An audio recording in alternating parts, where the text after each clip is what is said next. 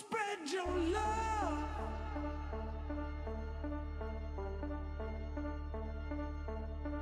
And hear what I'm saying now.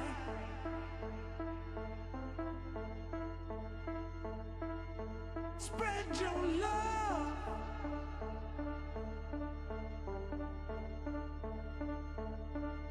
And hear what I'm saying now.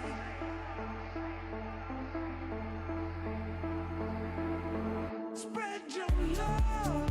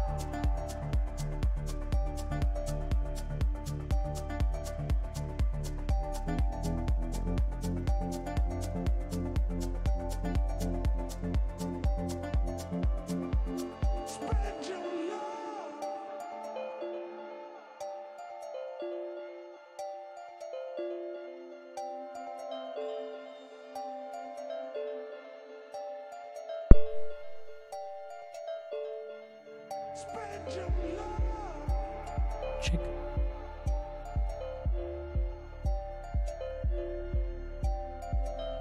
I can't. Okay.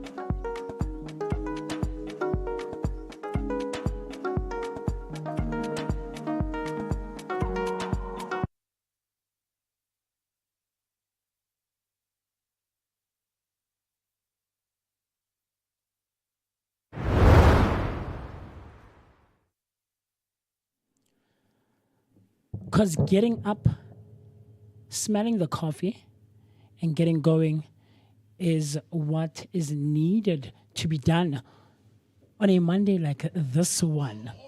Get up, smell the coffee, and get going. Ngwana ko gae, ke a go dumedisa. Ebile ke a go amogela to what should by now. By now, if you've been hanging out with us, spending some time with us, by now, this should absolutely be your favorite rendezvous every weekday morning, Monday to Friday. Between the hours of 7 and 10, you know that we always take such good care of you. But of course, I know that, and I take cognizance that there are some of you who are joining us for the first time on this morning. So I welcome you to what should or what promises to be your favorite rendezvous. Of course, only and exclusively right here on the Vooka Breakfast Show, brought to you by the Blinko Network. Always spending some quality time with myself, the one and only MOOCEE Mr. My name is Musi Mr. And I'm so happy and I'm so excited to be both in your presence and in your company on this Monday morning. And I'm so happy that it's not so cold. It's not too bad. You know, when I walked out of the house, I was like, okay, it's tolerable. I can manage this. I can work with this, right? And the time right about now is 32 minutes after the hour 7 o'clock. With that being said, would like to apologize for coming in slightly a bit late, but we are still hanging out with you, and we're going to have a great morning together when we spend some quality time. 33 minutes after the hour 7 o'clock on a Monday morning, the 7th of July, 2025, the second week of the 7th month. Sheesh, man. Time is gone. I'm now that I mention it and I'm talking about it, I'm looking forward to finding out what the number of day it is today. So with that being said, let you and I share our thoughts, our opinions, and everything else in between by using the hashtag Vooka Breakfast Show. So that's Vooka Breakfast Show on Facebook and all other social media platforms. But you know that it needs not end there. It can also continue. You and I can get in touch with each other on our WhatsApp line using the number 060-493-3226. That's 060-493-3226. I can't wait for you and I and TC and the rest of the team to have a great energy exchange. And with that being said, you know that I'm not alone. I'll never be alone. I can never. It can't happen, Jani, Chief, you know. And one of the people that will always be hanging out with me and spending some time with me is the one and only UTC Gamazibugu. Shabalala. There we go. I always have to take, like a second. A pause, minute. man. Yeah, I get it. Umutswana, and that surname is Zulu AF. So, what's going on? Talk to me. No, man. Thank you, Moose. It's a beautiful Monday morning, like you said, and it's a start of a new week. New beginnings. That's what we're about here on the Vooka Breakfast Show, starting anew on a high note, of course, because the Vooka Breakfast Show is your daily dose of positivity for an energetic start to the day. And of course, my name is Tisiga Mazibugo Shabalala, your positivity dose of the day. Yeah, and of course, Umam Shengu Omuhle, Indlovukazi Yagwantu, the one that gets Musi so confused with her surnames. Indlovukazi Yagwantu, is that what's hitting me? Is that what's tripping me up, it's like, hey man, Shabalala, Mazbugo, but very big surnames those. But it's a very fresh Monday morning, and I'm feeling fresh, Musi. That little bit of a chill in the morning sort of like shocks your brain into reality. Yes, definitely. To say, hey man, jumpstart, get up, get it going. Definitely. What's up? Are you awake? Maratina, you know what? If you're on the Vooka Breakfast Show, of course, we are always awake. We're the woke gang. See that we're the Vuguzenzele gang, and of course, we start our days on high notes.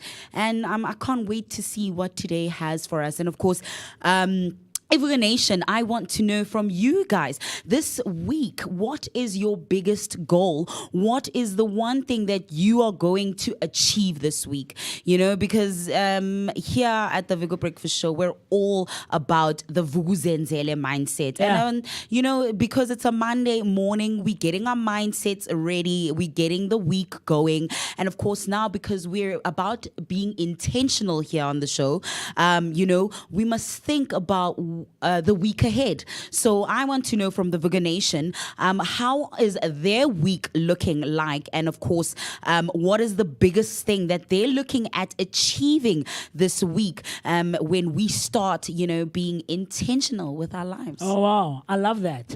Someone was saying that to me, was it last night or in the early hours of this morning, sent me a text and she was like, intention is a thing. Yes. You know, it should never be a thing. But I wonder No, man, you were just having a no. Gore ba intentionally moves.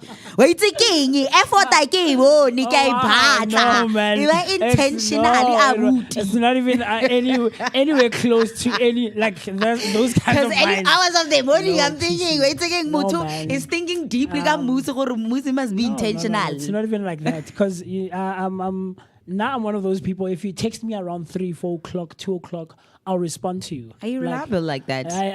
Like Are you that Bona, friend? I'm that guy. I'm that guy. I might maybe sometimes be like 30 minutes late, but trust that the response will come in the bracket of like the mid hours of the morning. So it was just after midnight. I had gotten home and so we were just talking on WhatsApp and about whatever. How was your weekend? What are you up to and stuff? And she was telling me whatever she was telling me. And so part of the conversation was intention. She's like, no, man, you know, being intentional with your things is condoned or is a thing that should be practiced. You know, manifest what you put focus on, Yes, right? yes. So it's also sort of like the law of attraction in a way. Yes. Because what you focus on is mostly what you will see. So it's about, I think the one analysis they once made is think of, imagine if you kept thinking of a yellow car. And then every time, you know, a yellow car passes, you notice a yellow car.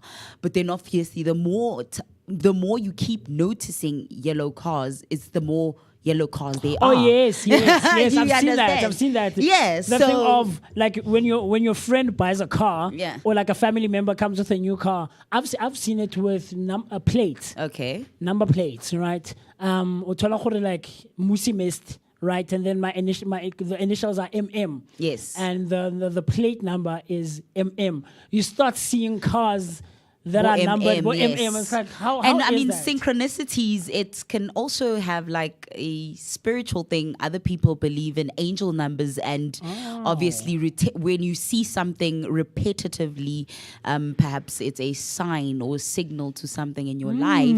So it's those kind of things that we're cognizant of and we're wary of when we're talking about being intentional. And I mean, as when we're talking about living a mindful life.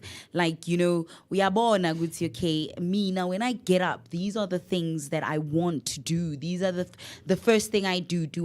What's the first thing I go for? Do I go for my phone? Other people, do you reach for your Bible? Do you first just lay there and first like gather your thoughts? What do you do? What's the first thing you do in the morning? And then obviously from there on, you know, you get up. Do you go into the shower straight, or do you still like check up on your phone? Do you sit a little bit and like, you know, scroll on your phone? So those are the kind of habits. And then obviously like these are the atomic habits, you know, of success, where now, you know, the more things that distract you, then those are the things then that when you do not focus on the important things in your life, like when you get distracted on scrolling and those habits, then you notice that these ones are the ones that maybe that's why I'm such a procrastinator, because I sit instead of just getting up and, you know, getting on the go. I still sit and I want to scroll on my phone and I glare around a little, gather my thoughts, or do I just get up, get going, go straight to the shower, get ready? You know, that kind of thing. I love that. Yeah. you know, you're speaking like I just mentioned when we started literally like a couple of minutes ago. Like I said, get up, get going, and smell. Get up, smell the coffee, and get going. Yeah. You know, and it should be a thing not only on a Monday like this one, but Every like day. on every single day. And it's as if you know me or you're in my head because I can be quite a procrastinator sometimes. Like, don't get me wrong. When I've built momentum, Yeah. I go. When chief. you on like the- when like, I'm yeah. going, I'm going. When you're on it, you know, you're on, yeah. But getting started sometimes can be like, A slow start. You're a slow starter.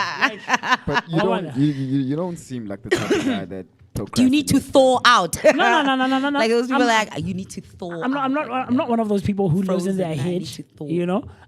But I am like, okay, we're gonna do this, but it's okay.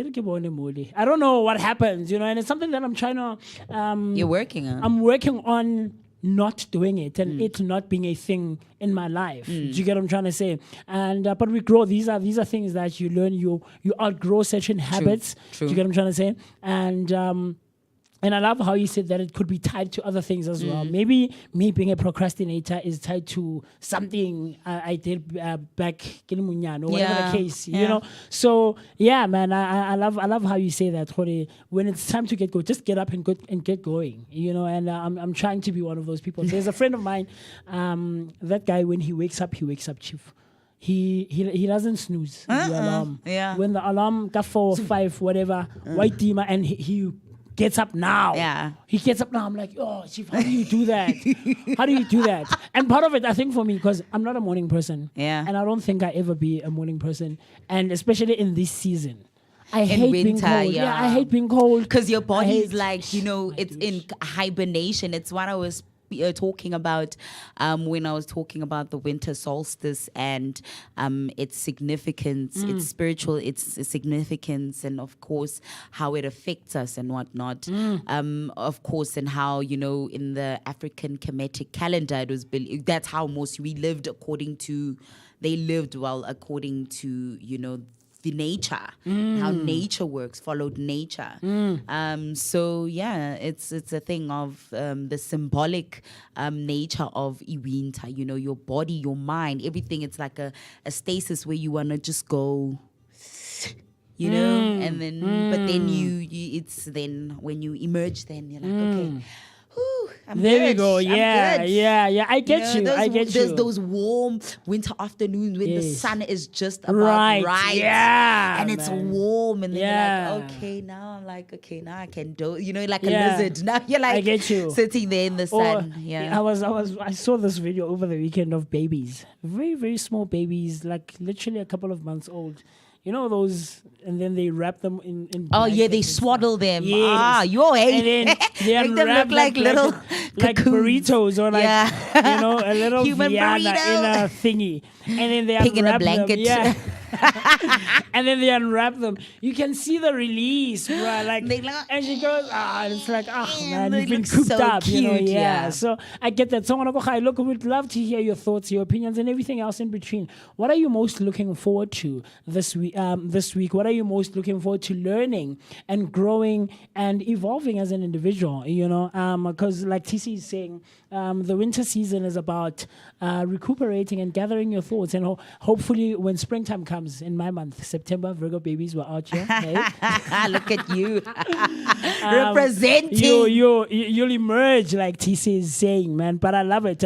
Already I'm seeing a couple of you haven't jumped on our YouTube comment section. Tsakani B. I Coming love through, this person. TC. Yeah, man. She's. You know what I enjoy? Can I just tell the Vooka Nation Okay. out there? And Banana and I were talking about it last week. What I enjoy is on the comment section, next to people's names, see those stars. Oh, yes, man. I love that. I when love it that so actually much. shows that, hey, man, these are man. certified Vooka Nation members. Like, Yeah, bro. I don't think there's anything like it. Like, Yeah, man. When you see people's names, That's the love and support right stars there. next to people's names. It's Hey, like, man, it's like, I'm such a cool fan. I stuff. love Yeah, y'all, man. This is the real love. It's out here. So Tsakani P coming through saying, good morning, Vooka Nation. Sivugile hashtag Vooka Breakfast Show. Very cool stuff. And then our own Mr. B coming through saying, hey, Vooka Nation. Happy Monday. Flu be making rounds. And TC made it airborne. Oh. No.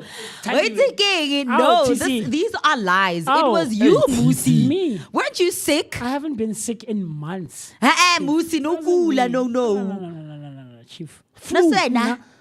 The last person to have flu Momo stationing was Mwekezi always has flu. Like I don't think it dies or it goes away. But he always It has just hibernates. You know, it and just then mellows. it comes up again. It comes up again. And yeah, you know, so I don't know. Where's our undetectable, untransmittable, Yeah. and then ding. So Zook, between you, Mwekezi, and Banele, someone gave someone flu here. You're high shame. And this flu has like a Chief flu, COVID. Flu, yeah, man. It has like a. No, I felt like I was like my bones were so sore, like the cold. Like shame. I was hearing him now explain himself to like explain how he's feeling to Steven. Yeah. Like yo, my bones. Like I'm in the blankets, but I'm cold. I'm like that feeling I Flu, know all too well. guys, Like is very literally, I had dangerous, to at man. night. I was like talking to God, like, sir, are you taking me now? Like, is this not how you wanna end my life? And Like this, bro. I was battling demons at night, bro. These days, guys, we really need to be has careful. a young COVID, And I'll tell you in a second why flu. And like bulwetsi now, getting sick now is like not an ideal thing, you know. But Mr. B, hopefully you and Mo get well very soon. I know you mentioned that you got meds. Yes. Because I think I spoke to him yesterday, if not on Saturday, and he told me that he got meds. So fingers crossed, man, that you guys will be back with us in studio, ready to go and healthy, man. Very cool stuff. And then Zinzi coming through as well, saying, "Ama Vooka Amahle, a very good morning to you all and the breakfast team." Sivugile hashtag Vooka Breakfast Show. Love Very it. cool stuff. And then she comes back, she says, "Speedy recovery, TC and Mr. B. Hope you all keep safe and warm." Absolutely, man. And then she says, "Happy, safe, blessed Monday, Vooka Nation, and a blessed week ahead." I love that. Thank you, Zinzi. And a blessed week to you as well, man. Keep safe, keep warm. Yeah, man. And then our very own Mam Tembi saying, "A very good morning, team. Hashtag Vooka Breakfast Show. Hashtag Sivugile. Hopefully you had a wonderful weekend. Hashtag Mavuga Amahle. New week, new day. Hashtag happy Monday. Take care and be blessed, Vooka team and Vooka Nation." I love that. I love that so much. And then she comes back again and says, "Mr. B, drink, let me, Mr. Bree, drink umhlonyane Yes. as well. It does help. Yeah. You know, I've never had umhlonyane. You've never. and I remember when COVID was doing the rounds and Yes. everybody was, Yes. trying this and that and the other. My mom like planted that thing. Her, the old lady next door, Yes. all her old lady friends, they had like had mhlonyane thing. Remember They how were the mhlonyane gang, bro. Because like each one of them, in the garden, they were sharing. Omunye had makaphelele omunye, yeah. najadile. Like yeah. Yeah. Athi, hayi ungawari, thatha wami uyotshala laphayana. You just Uzitshalele, take, but meanwhile utshale. yours is growing, you And can then, use mine. Yes. And Yeah. then you can use mine. And they were busy swapping recipes Yeah. on what to add to the mhlonyane to thingy. So none of them got COVID. I see. Well, actually, it's a lie. My mom, myself, and my brother, we got because my brother came with it because he's That's a. like was he traveling and stuff Yes, during because he was a COVID? DSTV installer. Oh, wow. So they still had to Yes, work. To work, yeah. Hi, muntu waza like the Iris. I remember very well that day, man. Uyafika ebusuku uyakokota. My mom goes to open for him. Angazi, man, the air felt different after that. Nje, wow. angikhoshap. My taste, I lost my sense of smell. I lost my taste of my sense of taste. Yes. Yeah. It was, but then mine didn't last long. It was bad. You know that fever where they start to hallucinate. Now I was like, it was bad. Imagine, it's like now, for COVID. Aye, man, I get it. I'm trying to do this thing in a home spicy, so no, man. But you remember how during lockdown and COVID season, retail stores started wanting to sell mhlonyane at like ridiculous prices. Yes. Like for me, that was baffling. Like guys, No, but you see, that's like Cornering the market. Yes, when things go crazy, you Yeah. take advantage of that. Good see, it's like now we're going to suddenly like skyrocket prices of certain things, like because people were starting to use like natural remedies, like abo to try and ginger, curb, yes. your And ale and all of those garlics, things. Yeah, your yeah. yes. Now those kind of things skyrocketed. Yeah. Crazy, so- man. Crazy. But look, we survived. And but be careful, guys, because people are getting sick and like flu ya gona yanong, or all these like little nyana sicknesses that we contract, especially during the winter season. Gona no, they have underlying things. Chief flu Yeah. I start by Yeah. one. Ena lebo but hi go tshwara maybe TC ona le bana ba ba itreba. Guys, I'm kidding. Yeah, but like- no, it's just about being cautious, guys, and Yeah. taking care of ourselves, man. So, Mr. B, Mamtebi is saying perhaps consider drinking umhlonyane. It helps. I personally have never drank it before. I know we've had it. My grandmother had it. My mother had it. But yeah, I've never actually drank lengana, as we call it. And then some getting some tutus in Kwanyana. Hey, I see you. Yeah, A nice. very good friend of mine. Nice. Very, very good friend of mine. He's been meaning to jump on when it's live because he's saying, he always says that he always catches up. Yes. Later, Yeah, you know, yeah, he's yeah. never actually had time to sit down and hang out with us on a weekday morning like this one. So I see you. I love it. Mjago, I love it when people very like cool stuff. become intentional and then things see what's happen. happening. Yeah, man, I love it. He's saying good morning, Vooka. I'm glad to be here. Hey, I see you. Love it, man. I see you. Welcome. I see you. Welcome. Guys. I love it, my Welcome. brother. And I Love appreciate having you. We appreciate you jumping on. And then Zinzi comes through saying, shame. Even Mo has flu. Speedy recovery to him as well. Lol. TC, as from Mhlonyane gang, it was a stock fell. It was like Stock fella wena. Salengana. Bongkhono. Hey, Salengana. Joe. Old ladies. They make me laugh. So man. do be like everyone else who has jumped onto our YouTube section or YouTube comment section. Share your thoughts, your opinions, and everything else in between. Would love to hear from you because you know what I've noticed. I have a friend. I don't know if you remember a couple of weeks ago, like 2 weeks ago, I think. Yeah. Socks, Okay. was celebrating his birthday and TK mentioned him on the comment section, right?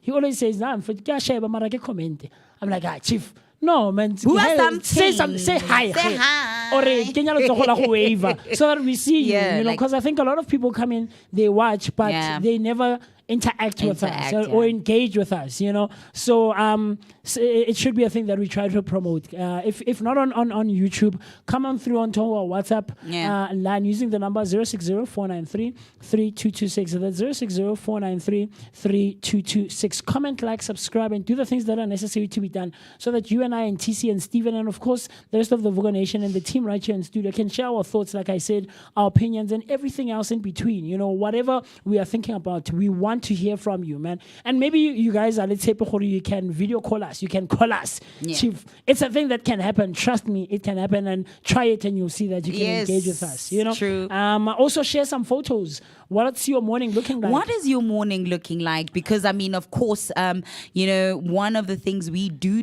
here on the Vooka Breakfast Show is picture of the day. Yes. We didn't do it this morning because Yes. we had a late start.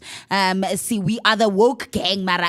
Ish, Vooka yazini. Guys, I struggle. Like I hate that about myself. I struggle so much. Marai, man. yazini. We're working on it. At least, being intentional, like Yeah. I said. And of course, I want to know what people's mornings are looking like. Yeah, Their definitely. picture of the Yeah, day, yeah, you know? yeah. Are you at home somewhere? Are you in bed? Like, Banale, show us your On the view. roads. Like, as you are in bed, Ooh, in the blankets there. What's your view? Yeah, man, perhaps you're on the road. Perhaps you're in the office, you know, perhaps you're home. Are you watching from the laptop, from the TV screen and stuff? Would love to hear from you. So, TC, things happen over the weekend, you know. Things happen from Friday all the way to like Monday morning as we Yes. make our way to the studio, right? Yes. And Siya Vooka as the Vooka team, and of course as the Vooka Nation. And one of the things that is taking place or is happening today is that it is the first day of tax season. Oh, yes. right? It's the first I see Banhela. He immediately sent a picture. That's so funny. So it's the beginning of the tax season. Oh, okay, there he is. Stephen, I don't know if you can do the things there so that we can show everyone what Banhela's view is like. Okay, sure. No, I did, my brother. But we'll show that in a second. So it is the beginning of tax season. Yes. All right, and a lot of companies are closing off their or have closed off their financial year and beginning a new one, right? Because it's the second half of the year. Technically, the second week of the seventh month, which is the second half. Second half of the year, you know. But so what it says here is that this thing I had opened it. 2025. The 2025 tax filing season kicks off on Monday. Ahead of this, SARS has warned taxpayers about new scams targeting filers. Oh, yes. The Revenue Service advises that the public should avoid messages from unknown sources and not to click on suspicious files. Hey, guys. And those ones are so common where they just be like, I need to they know Gucci people, you know, is when you like thinking extra nyana money that I never banked on having, you get that message that says you have been SARS has rewarded you. Yeah, has something paid you 22 something thousand or sometimes tax returns, yeah, and then it says, you know, click on don't need to confirm banking details. Don't you dare. Don't do it. Like, I don't know. Just bro. don't do it. TC, maybe make me like rationalize this. I mean, you've worked in corporates and stuff like that. Guys, we always hear these things being shouted, being noise being made about them. Yeah. Like, I don't get it. Bro. No, like you know, that's the thing, man. So sometimes there's a thing called Trojan horse, right? So Yeah. it comes in as an email, I get that. and then you go in. Then from there it gives access to. No, an email is something else. Receiving an SMS. email, like a link, and you know, our people. I think we all know it, like ourselves as individuals. You know that you're not that tech savvy, right? You're not so nice. You don't even know. So how do you click on a link? Otlateja, because you know, njengoba you saying, yes, I've worked in corporate. You see these scams. This one lady that worked with me, Yeah. she got scammed out of money nje by someone saying that no, you can get this by sending money for this. You know that whole thing, Guti, you can get this by sending money for this. I don't know, man. It's a thing of I don't know. It's because of. What do you think is what do you think is the reason though? Like maybe your brain just tells you I don't know, your reasoning somehow, your logic fails you in that moment. I don't know. But something happens. It really does. And yeah. Because it's like, what's happening, man? Like, how did you not know this person? Well, when they relay it, you can tell they feel, you know, stupid because only now, like, to them again, when they now have to relate to someone else, it's like, oh no, this is where I should have seen the red flags. Yes. Like, you know, like in retrospect, like, oh no, you know, then they're like a little bit like ashamed when they have to retell, but you're like, dude, you did it. So guys, don't do it.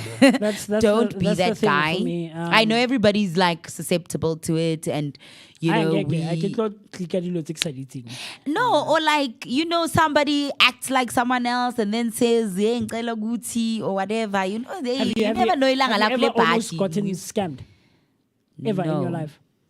No. No, it hasn't happened. No. Mina, I've once, like, engaged a scammer to see, like, try to see what was the end goal.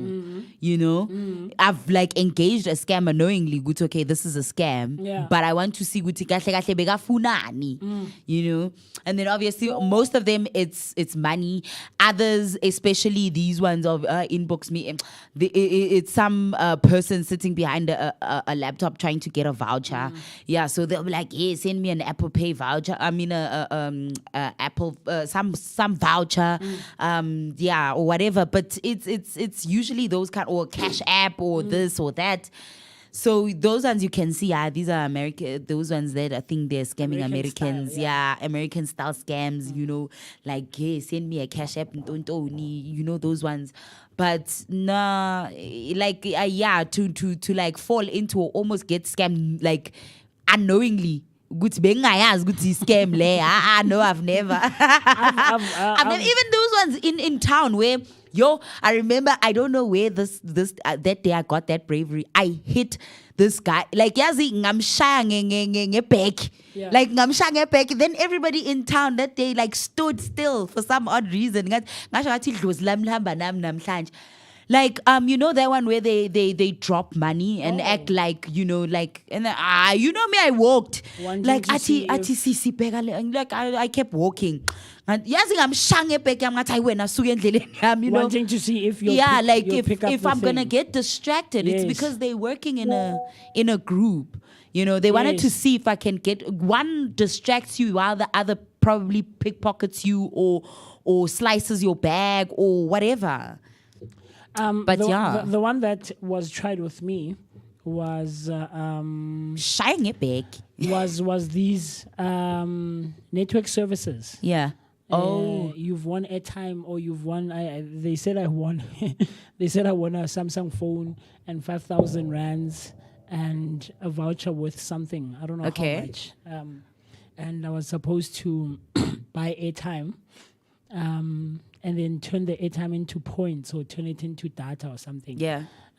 But buy like 100 and something rands worth of airtime, that will get me a certain number of points, and then those points, that's how I redeem the thing. And this guy was adamant. He was adamant, bruh. Like, he's like, oh, manje ukupikere chief kinako foslo rasin. Like, okay, manje ngithi yo hayi la ngihlala khona emndoda akunama ATM, mangifuna ATM mele ngiyejozi.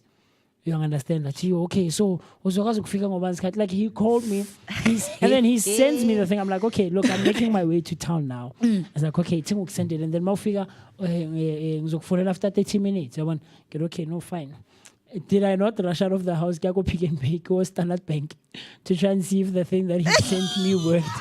And I think he had withdrawn the money on his side somehow. Yeah. You know, to make it seem legit. Yes. You know, because I did that pin and it said incorrect and stuff like that. You know, so clearly he on his side had already withdrew the money and stuff like that. And I was like, Chief, like, let's about to young. Like, how do you, you know? No shame. But then also a thing that, you know, job scams are big, you know, around this time of the year. Because I need to, when the year goes towards the end and the second half of the year, you know, some people who had been looking for jobs around this time, maybe, you know, the job market is starting to look up a bit. Maybe some companies are looking for, you know, staff.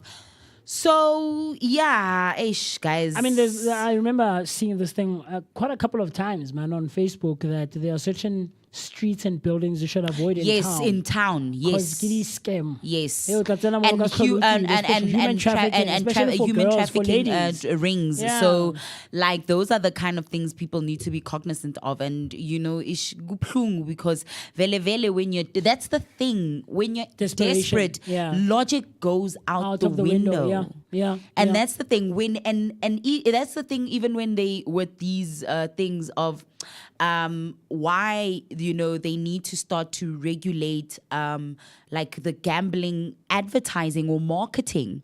You know, it's because, you know, when you keep seeing into one ingqondo yakho like starts to say, "Guye mhlambe, I need this, or especially especially financially, as knowing very well right now, things are tricky for a lot of South Africans. If you lower middle class, and below the bread, others mostly living below the bread line, so ezinye izinto, you'll be like, yazi kubuhlungu kanjani guys mangibona bobaba badala ilanga lonke bahlale lapha emabedway ilanga lonke bahlala lapha yazi bayabheja like impilo yabo, that's their job. That's how they try to generate income for their families by sitting there and betting the whole day. I remember like growing vele nami like ngikhula emakasana, where abo mama badlala umchina, abo gogo badlala umchina bakuthuma ukuthi uyobheja umchina, or sometimes balentuzana when it comes to the amaloto nanani the horses, the horse betting. Those kind of things, man. It's not a nice That's thing. the thing I'm saying. When you're desperate, scams, things like that, gambling, it becomes a weakness. Your thing is clouded. Your judgment is clouded. Very man, clouded. And it's sad. But on our YouTube comment section, Ubanele coming through saying, "Yo, COVID times. I remember when queuing at the malls for groceries, it was bad. People bottlegging alcohol. Bootlegging. Bootlegging. Yeah. There's this friend of mine.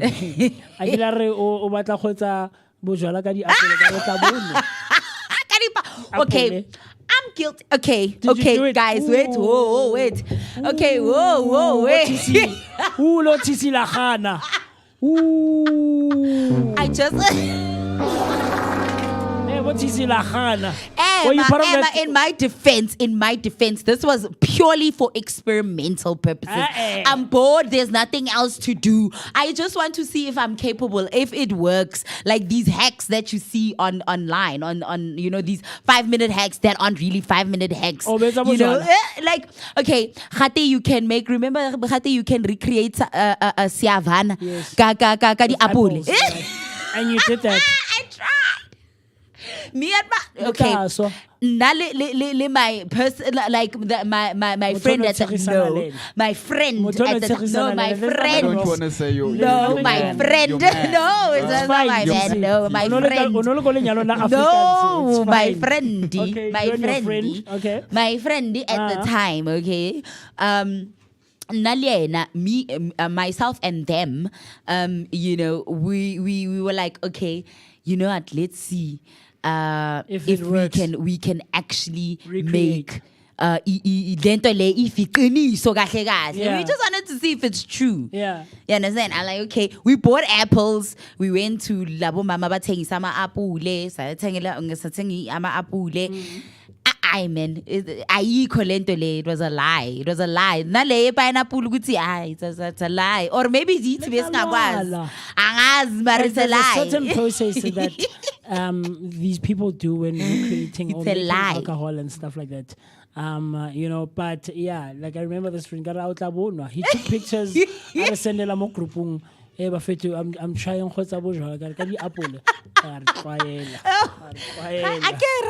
they said Bachilo, you can that video. That's what I'm saying. You just trying. I said in my defense, vele, guys. It was purely just for experimental purposes, just to see that this hack isn't really like this thing isn't really a thing. Vele. Who's that lady who ripped off the Xhosa lady's idea of posting and stuff? Nara Smith. But who's the Xhosa lady? The actual person? Oh, Afribera Dula Muela. Oh, Afribera. But no, honestly, she did like rip off the style of posting. And so nele zama go iketsa bo, nele zama recreate gore foraging and things that grew in my garden and just okay, no, it was a thing to see what is it true. It's not. Next time you guys were bootlegging alcohol. Chief, Hey, ke gopola Vanele. bojwala bo bulwa, a country was celebrating, Chief. Nearly 31. Yo, You know, guys, you know, ukubonakalisa ukuthi le country iphethe utshwala nje. utshwala. Utshwala I remember buniphethe. people saying on social media, siyafuna lo muzi onotshwala. Lo muzi You ubheki. onotshwala, siyafuna. Yini engaka kanti? Guys, That's crazy. wow. And then Mam Tembi saying, son of Mother Nature, speedy recovery to him as well. Yes, Very cool stuff. Very cool yes. stuff. So we have a voice note that comes from Mr. P. But before that, let's share the picture that he shared of his view. Because Yes. earlier I said, let's see the view, guys. Send your pictures. So Mr. B leading by example, guys. Wherever Yeah. you are, show us, Hori, Yes. what is your view looking like right now? Where are you? Are you in the office? Are you at home? Are you watching, listening? What's the thing looking like wherever you are? So, Stephen, let's show the Vooka Nation what the thing is looking like. So, so this is Banele watching the thing, and he's in bed. Clearly, this is, his view from him, because I can see the sheets there and stuff like that. And look at me and and stuff like that. So look, man, this is what we're seeing from Mr. B, and he's in bed trying to recover as best as he can and as quick as he can. But of course, he's spending some time with us. Very cool stuff. And then he sent through a voice note. So let's hear what he has to say when it comes to that. Hey, Vooka Nation. Hopefully you're doing good. Don't know if I once told the story, but my team leader working in a bank for more than 12 years got scammed. So on the 20th, she went to go withdraw money outside, and she forced the card inside the ATM machine, and all of her salary was wiped out. So we were told when going for training that if the card isn't swallowed by the ATM, then one should be suspicious, right? So when the waters had calmed down, they asked her that, did you do your due diligence in terms of making sure that the card was swallowed? She's like, nope, I had to force it in. So I don't know what happened that morning, but it just goes to show that anyone can get scammed, essentially. So yeah, we need to just stay vigilant out there, because it's getting way smarter in today's day and age. Thanks. Wow. It's crazy. Yeah. It is completely crazy, man. Yeah, like I remember a friend of mine back in 2016, 2017. He told me that he taught me this thing, and I still practice it to this day. So whenever I go to the ATM, after a while, I started withdrawing from like Pick n Pay and ShopRite. Yeah. I think it's much safer and easier, Slightly. Yeah, It's yeah. not a complete thing, but slightly. So he taught me this thing. When you get to the ATM, you insert your card. Obviously, you don't force it, right? You don't force it, but you insert the card, and then the machine obviously goes whoop, right? Yeah. The card goes in there, and then the screen pops up asking for your PIN, right? Don't punch in your PIN yet. So cancel so that ubone gore card ya gago ya tswa. Yeah. Do you get what I'm trying to say? And then the other thing is, let me please pass this thing, Tizzy. The card. Yes, there we go. So you insert it, it goes in. Yes. But I know Capitec ended up making those ATMs, card it doesn't go, whoop. Yeah. It's there, but you can still pull it out, right? It doesn't have to be kicked out. Yeah. But before that, even now, we still have those ATMs. So it goes in, the screen says, it asks for your PIN. Yeah. Cancel. So that when the card is kicked out, and actually read on the card, it has your initials, your card number, and your signature. Because what can sometimes happen is that where now you're thinking,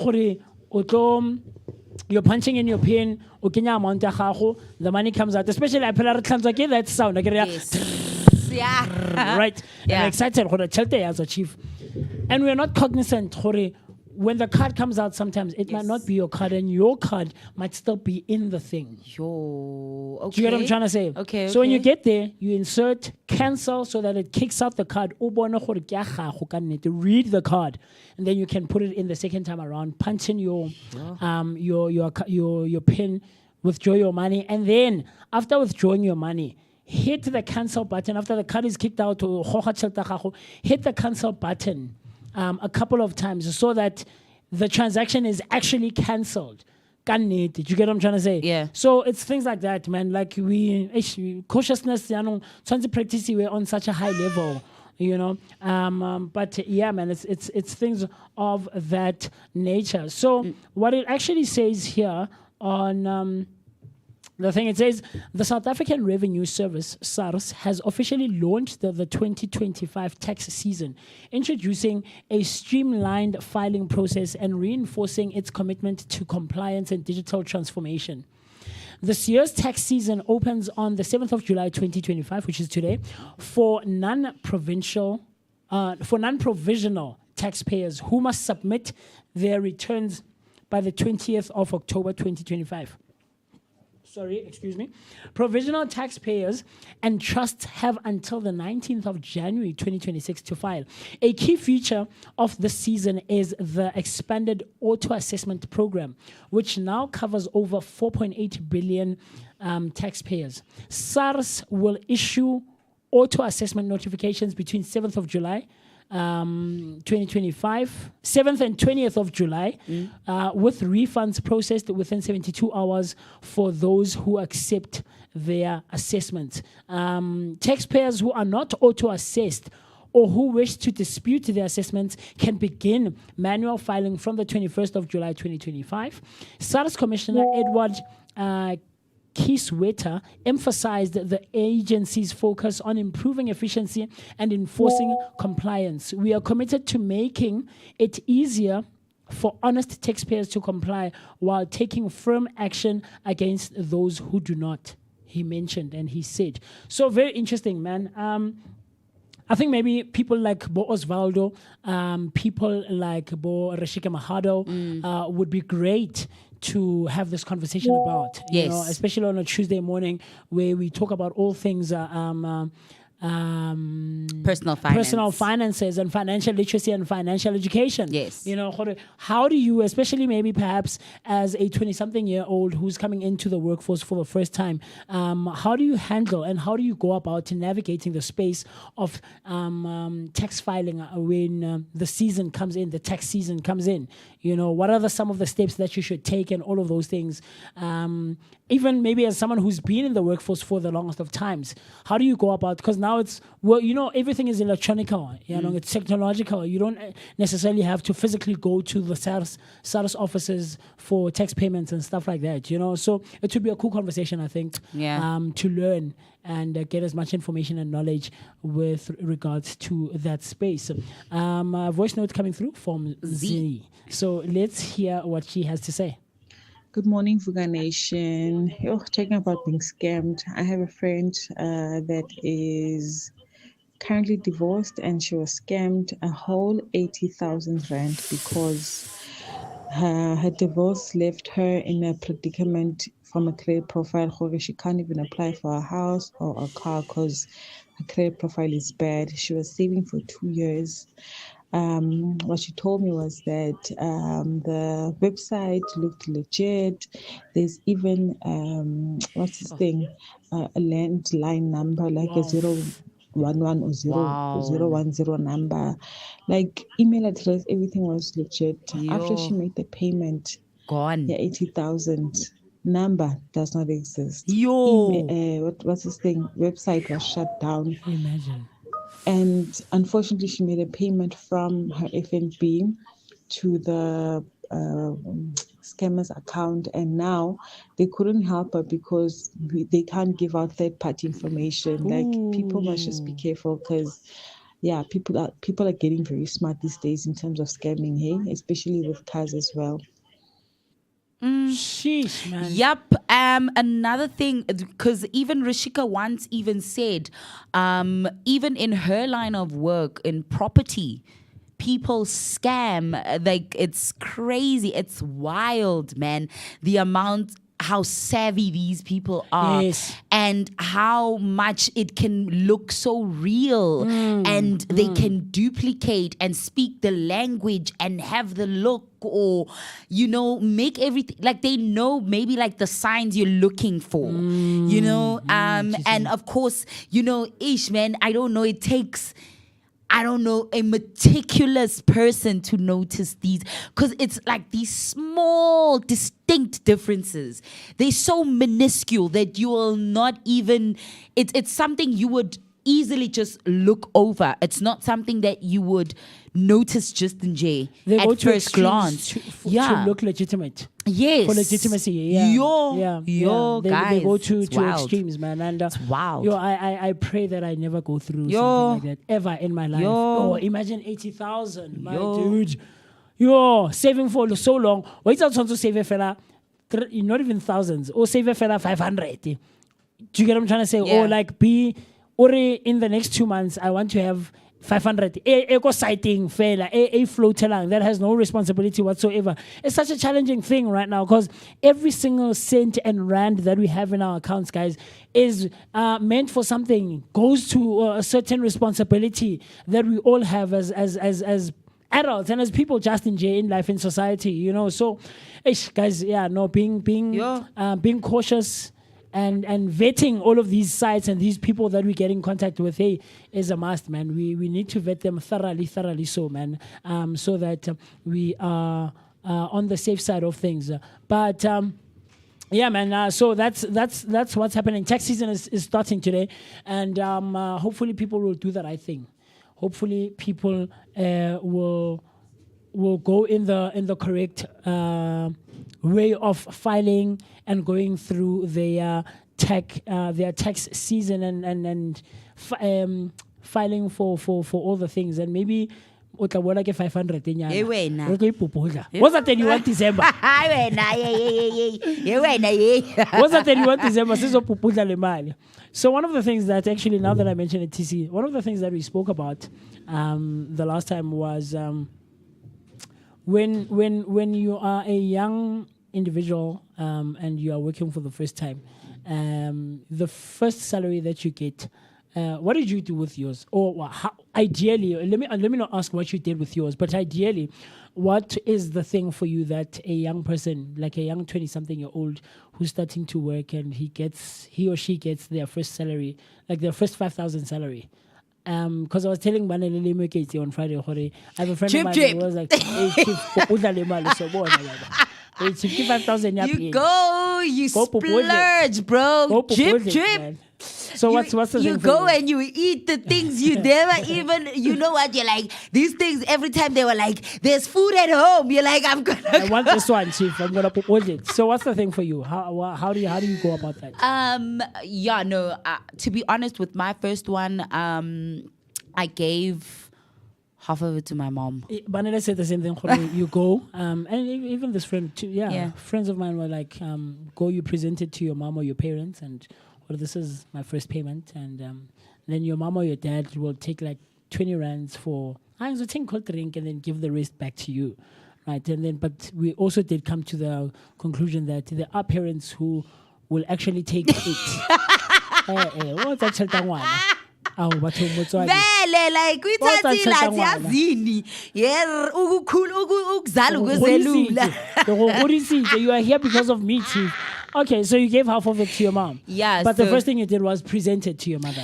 Yeah, but actually I took out some policies. Nice. I went and took out some, I took out some policies. I even looked into retirement annuities. You know that, like, looked into retirement like I went and did that whole thing. Like, and then I looked at like investment portfolios. Nice. Yeah. Yeah. So you are responsible with it. Yeah, because vele in my mind, I was like, from school, I was that one, my mom, when she was broke, she knew, like, Anna, what's in your piggy bank there? you know? Like, yo, man, do you have savings? Ma'am, like, no, yes, I do, but not for you, because when I want it back, it's like, I carried you for for 9 months. Yeah, yeah. You know, type of thing. Yeah. Like, but it's my money. I want it back. You know, you said you'll pay it back. You said it's a loan. You didn't say pay. You know, because had you said that, I would have said I don't got no money. Yeah, yeah, man. You know, but you said I should loan it to you. That was the first deception that I learned in my life. Guti, do not borrow friends or family money. You must know that if you give it to them, it's gone. Yeah, because there's no such thing as borrowing to them. Especially to moms. They'll tell you, I carried you for 9 months. I gave birth to you. And now you want the money back. Like, yes, it's my money, woman. I don't know, man. It's tricky, but yeah, we were having that conversation about first payments and stuff like that. So I think what also ties into it is this thing of being a taxpayer now, Yeah. you know, and stuff, being taxed on your salary and all of those things. So, so what should have gone into our news headlines this morning, TC, is that one of the headlines is Mkhwanazi accuses police minister of serious misconduct. Yes. I was actually watching a video this morning on TikTok of, hey guys, like, hey, and he's like, I can't I can't reconcile with a criminal. He was throwing, shooting shots. Shots fired. Firing Boom, shots. boom, boom, boom. It says KwaZulu-Natal Police Commissioner Nhlanhla Mkhwanazi accused Police Minister Senzo Mchunu and Deputy Commissioner Shadrack Sibia of misconduct. He claims evidence from underworld figure Vusmuzi Cat Matlala's phone links Mchunu to unauthorized communications via Brown Mukhotsi. Matlala, arrested for attempted murder, allegedly received a 360 million rand police contact. Mkhwanazi also alleges police involvement in major crime syndicates, with officers and top politicians aiding drug cartels, particularly in Gauteng. Yeah. Very crazy. Very, very crazy. I think this is a story that we should actually look into, is maybe a bit later on if we find the time in between our guests. And then the other one says here, business repairs roads, but city officials expressed disapproval. Driving in Nelson Mandela Bay is hazardous due to potholes, faulty traffic lights, poor lighting, and faded road markings. Factors linked to accidents and fatalities. In response, the Newton Park Business Cluster has begun repairing road markings to improve safety. However, the municipality is reportedly unhappy with this initiative. Very, very crazy stuff. And then in sports news, in football news, Rulani Mokoena rejects 2 more offers. Hey, Rulani guys, Moekezi, if you're watching, my brother, jump on, man. Please send a voice note and tell us what's happening there. Or any of you guys, if you are an adamant soccer follower, a football follower, and a lover, please talk to us. Former Wydad coach Rulani Mokoena is currently unattached after mutually terminating his contract amid financial issues at the Moroccan club. Despite interest from CAF Champions League winners Pyramids, talks have stalled. Mokoena has rejected offers from Al Jandal SC, Saudi Arabia, so it's a team from Saudi Arabia, and Al Shahania. This is in Qatar. Preferring a high-stakes project in continental competition. Now back in South Africa, he remains selective about his next move, prioritizing ambition over availability. I mean, I like that, I guess. I resonate with that. Prioritizing ambition over availability, you know, not compromising what you believe in. Yes. And your morality, of course. And then in rugby news, Rassie Erasmus frustrated despite Springbok win over Italy.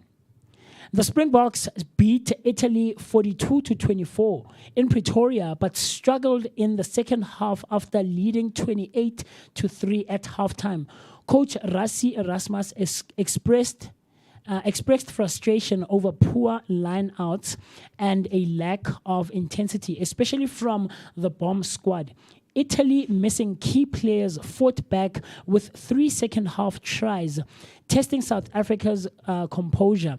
Erasmus emphasized the need to fix errors early in the season and praised Italy's resilience and physicality. very, very cool stuff. And then in other football news, Garcia form and Mbappe stunner give Alonso selection headache. Real Madrid edged Borussia Dortmund 3-2 in a Club World Cup thriller, with Kylian Mbappe scoring a stunning stoppage time bicycle kick after missing the group stage due to illness. Rising star Gonzalo Garcia netted his 4th goal of the tournament and impressed with his work rate and positioning, earning praise from coach Xavi Alonso. Garcia's form has created a selection dilemma ahead of Madrid's semi-final clash with PSG, Mbappe's former club. Despite his superstar status, Mbappe may again start on the bench as Garcia continues to shine. Wow. Very interesting stuff, eh? So I'm sure this excites you if you are an adamant soccer fan like Bomeketi and stuff like that. It's not really a thing of mine, man. I'm not really, I guess maybe bolo yalo, you know. Yeah. That's what was supposed to go into our news headlines this morning. And of course, one of the headlines that we actually went into conversation about is the tax season starting on this day.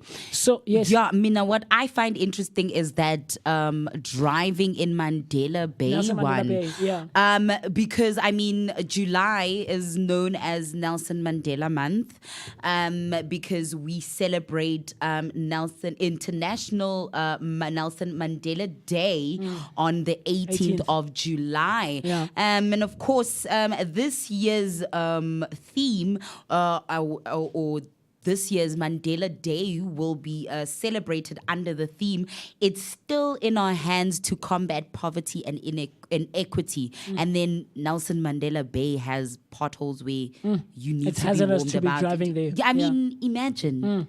Road markings not being Yes, clear, traffic bro. lights not working at a high functioning level, and things of that sort. It's crazy. It's crazy. It's completely crazy. But look, I mean, they're saying that the municipality that side is looking into it and trying to rectify it and make sure that when drivers are on the road, it's safe and it's good for them. The conditions are good for them to be driving on those roads. Do you know, Guti, what the residents in Lenasia did? Yes. So, because they were like, we are so tired of being reliant on the municipality and always crying government this, government that. So what we will do is we will gate our community and then we will fix our own roads. And then we won't vote for you guys because we don't need you. What are you doing? We're doing it ourselves. So, I mean, considering this day being, this month being Nelson Mandela month, of course, and we will be celebrating Nelson Mandela Day on the 18th. That day, is an opportunity for citizens to recognize their individual power to change the world for the better. So, I think, sometimes when citizens get fed up and then they do that where they're like, you know what?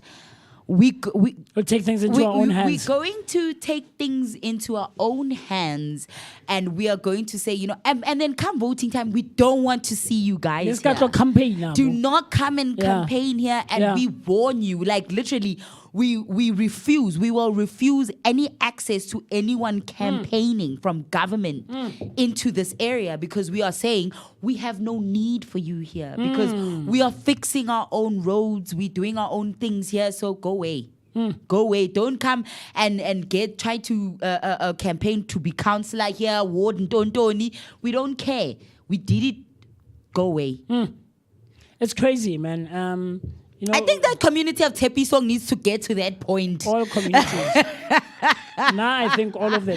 Hi, Tepi Song. Honestly. And it's sad because like Tepi Song, I found out the other day, while I was having a conversation with Utumzane, he's like to me, do you know Guti, Tepi Song is one of the first RDP townships in Soweto. in the West Rand.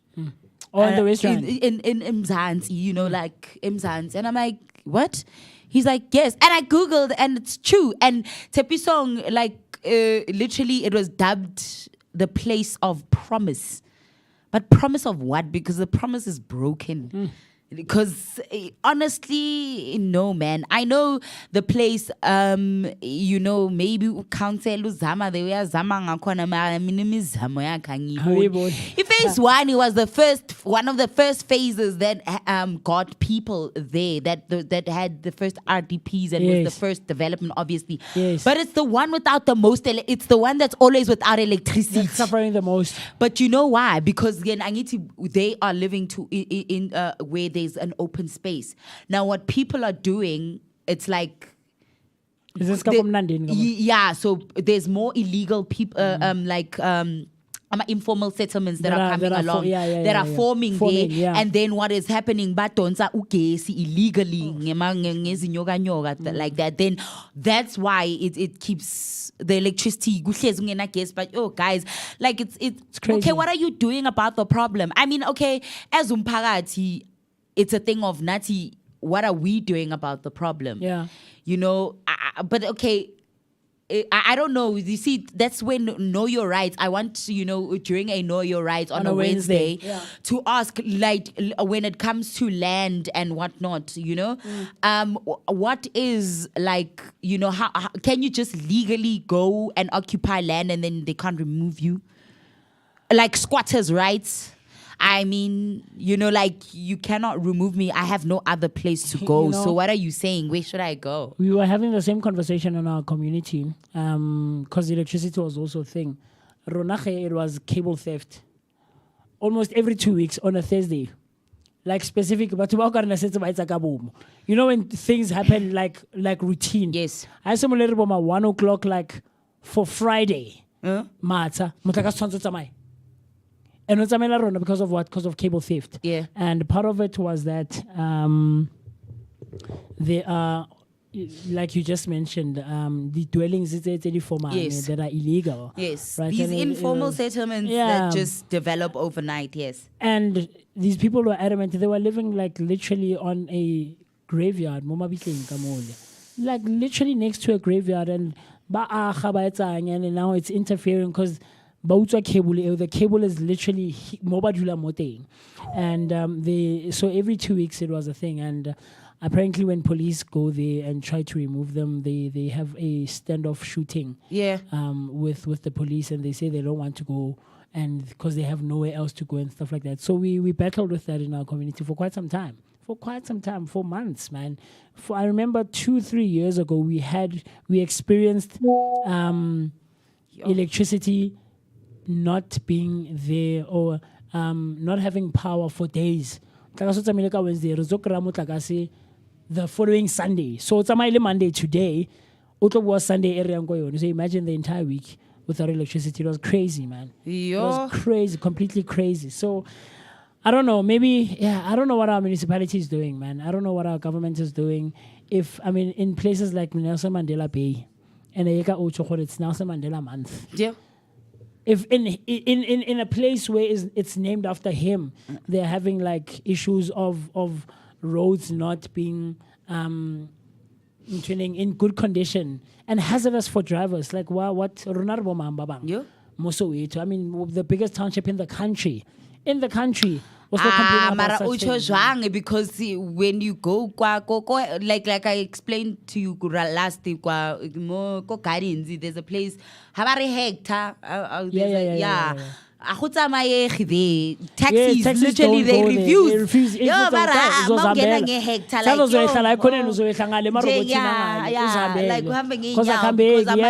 I'm a pothole it's crazy. Swerve and try to maneuver and chief. No. It's crazy. It's crazy. Yeah. So the time right about now is 39. Hey guys, the computers is sometimes. The time right about now is 39 minutes after the hour, 8 o'clock on a Monday morning, the 7th of July, 2025. And TC and I have been talking for quite some time, over an hour now. We've been in conversation. So with that being said, her and I want to quickly run to the loo, grab a cup of coffee, just to warm ourselves up, right? And so that you can also do the same. And let's pay our bills, and then you and I will see each other right after this cool stuff.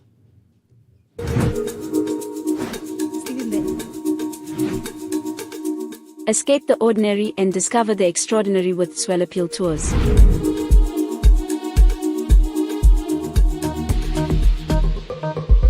Whether you're a group of friends or a family looking for a memorable getaway, Swell Appeal Tours has you covered. Our all-inclusive tours take you to South Africa's most stunning destinations, from the scenic beauty of Mpumalanga to the vibrant life of Gauteng and the coastal charm of Durban.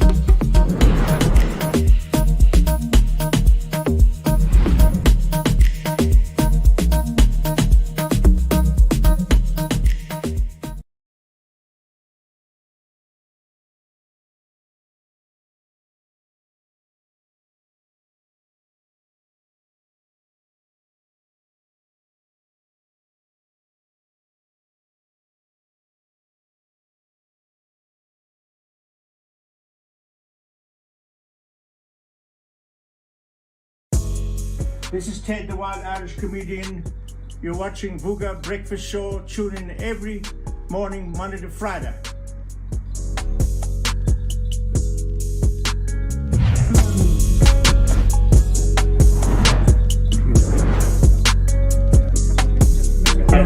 Well, yeah, something blossom memory. Yes. Wow!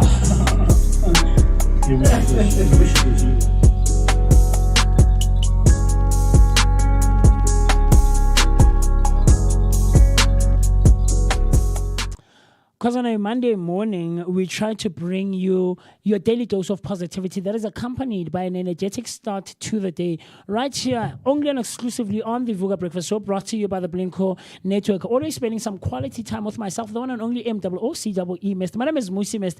Look, man, I'm so happy and I'm excited to be in your presence and in your company on this not too bad, not too cold Monday morning on the 7th of July, 2025. The time right about now is 42 minutes after the hour, 8 o'clock, almost at 15 minutes before the hour 9 o'clock. And we try to have all-encompassing, compelling, and of course, thought-provoking conversations right here on the Vooka Breakfast Show, aimed at giving so much information and knowledge so that you can go on about your day and, of course, your week and your life with the correct. And I'm missing my words this Monday morning, TC. I don't know what's happening, man. Yeah, but you also with the need relevant, to elevate your relevant vocab. words, Chief. Word of the day, you know. But Ngonokoha, do keep engaging with us and connecting with us across all our social media platforms using the hashtag Vooka Breakfast Show. So that's Vooka Breakfast Show on Facebook and all other social media platforms. But of course, it needs not end there. It can also continue on our WhatsApp line using the number 060-493-3226. So that's 060-493-3226. Comment, like, subscribe, and do the things that are necessary to be done so that you and I and TC and the rest of the team can share our thoughts, our opinions, and everything else in between. Look, on this Monday morning, we're going to be hanging out with some cool people. And during the break there, we were just confirming that they'll be coming through, joining us, of course, online. I personally, TC, prefer when guests come physically. Yes. I don't know, it just creates a nice ambiance. Yes. Just looking at someone eye to eye physically here in studio. But we're going to be hanging out with Brian Makhoba, a Dobsonvillian, I believe, if memory serves well, from Metal Liquid Consultants, that was founded back in 2013. And then a bit later on, we're going to be hanging out with Kgalelwe Tiro, who is an author, a journalist, and communication professional whose career includes roles at Reuters, News 24, Tribute, Business Day, the Sunday Times, the City Press, and Sunday World. Can't wait to hear that conversation and jump into that conversation. I mean, maybe Kgaogalelu Tiro will give us some pointers. Yo. Hey, nna ke re Kgaogalelu. Wena Motswana mo, Go kgala, ke re eh. ke a kgala. Ah, o galela eng? Musi tle ao wa ke mantaga. Ao gale. Yeah, Kgaogalelu man. I get I'm thinking for Kgaolatli. Hey, man, that's Tswana. You know? But yeah. I love my Tswana people. Yes. I completely love my Tswana people. Definitely, You Shem. know, Fifi and I always enjoy our engagements with Fifi because ke rona ba Tswana mo lapeng. Botswana. Yeah, I ke Motswana. Fifi ke na Motswana. Na ke Motswana wa Mokasi. You know, ke Motswana wa Mokasi. You know, I always tell people that mo Dobsenville, or actually in Soweto, Yeah. if you're looking for Tswana, and I could be wrong, right? Okay. But in Soweto, largely in my experience, what I've found, because I've engaged and I've hung out in quite a lot, if not all, neighborhoods in Soweto. Yeah. Most, actually, most. And the sad part is, you know, there's people who tell you, like, not in a bad way, guys, but Yeah. Yeah. You know. But what I've found predominantly is that when you're looking for Tswana or a Tswana populated community and neighborhood, right? Ke mo Dobsenville. Yeah. Because I remember back in 2017, 18, I was catching a taxi from Go Pick and Pay, and so I'm jumping in the taxi. I sit in the front seat, Toman. It's like okay now, and I'm like, the driver. He responds, Yeah. and he goes, and then he asks me, he's like, "O Motswana?" Yeah, no, I am. Ke Motswana pa. I don't know, man. How patele, man? No, you don't have to pay, chief. No, how to patele, man? Hey, man, what's Tswana sa simonate, man? I'm like, okay, no, I appreciate. Wow. And we start talking. He asked me, "Udula ko kae?" I'm like, no, mo Kopanong, mo is my neighborhood. Yeah. Ke goletse mo Dobsenville. My parents ba goletse mo Dobsenville. My grandparents, my grandmothers, when they were moved, when settlement was happening and Soweto was being formulated, I guess. Yeah. But hana ba itsiwa ko toropong, ba tliswa mo makeiseneng. Yeah, my grandparents or my grandmothers landed more Dobsenville, you know. So a whole lot of us nje as a family re goletse mo Dobsi. Yeah. You know, and so he's like, oh, okay, very interesting. No, man, I hope that tla palama taxi ka gape and o ka se patele wena ga ke tsamaya le wena ga o tlo patela because Yeah. just by virtue of go bua puo ya ko gae ya Setswana, you know. So that was so interesting for me to find. So, but I've also found that I think most of it people understand Setswana ba Sotho and they know that it's a language and thing, but you know, it's not on the forefront of the tongue. Where I know deep Soweto ke Sotho. Yeah. Who was Sotho largely like Bopir, Mapetla, Naledi, Mletsane, all those places they got our one. And then when you go uptown, so I refer, or how it makes sense for me, uptown is Elias Montsaledi. Yes. Down the road, after Regina Mundi, Oh, yeah. so yeah, uptown now. So this is Orlando, so Kenel Lagabo, Klipspruit, Right, yeah, yeah, yeah. no, Okay. Deep Kloofu, Pimville, Okay. uptown. Okay. Largely, Zulu that side. But I also found go Deep Kloofu, they have like a weird combination of Sesotho, Sesenang Lebopedi. I can understand it. It's quite weird. So I always find it fascinating when you're listening to other people from other neighborhoods Yeah. speak their languages, and it's like it's normal for them. It's like a thing. Yeah. Yeah. Where you find Maxhosa mo Dobsenville also speak like they speak Setswana according to the Xhosa rules. Oh, yeah. But they speak English like that too. It's so funny, you know. It's funny too because Dobsenville is split. So a certain place, like there's a section, where my grandmother lives, Yeah. is actually referred to as Kostswaneng. Oh, wow. Right, Okay. so the main road, you see the main road where we catch taxis. Yeah. That main road where we are, this side of Dobsenville, is referred to as Istanbul. Oh, yes, and yes, then you've mentioned that before. other side of the stadium is Block 7. So these two places are predominantly Zulu and Xhosa.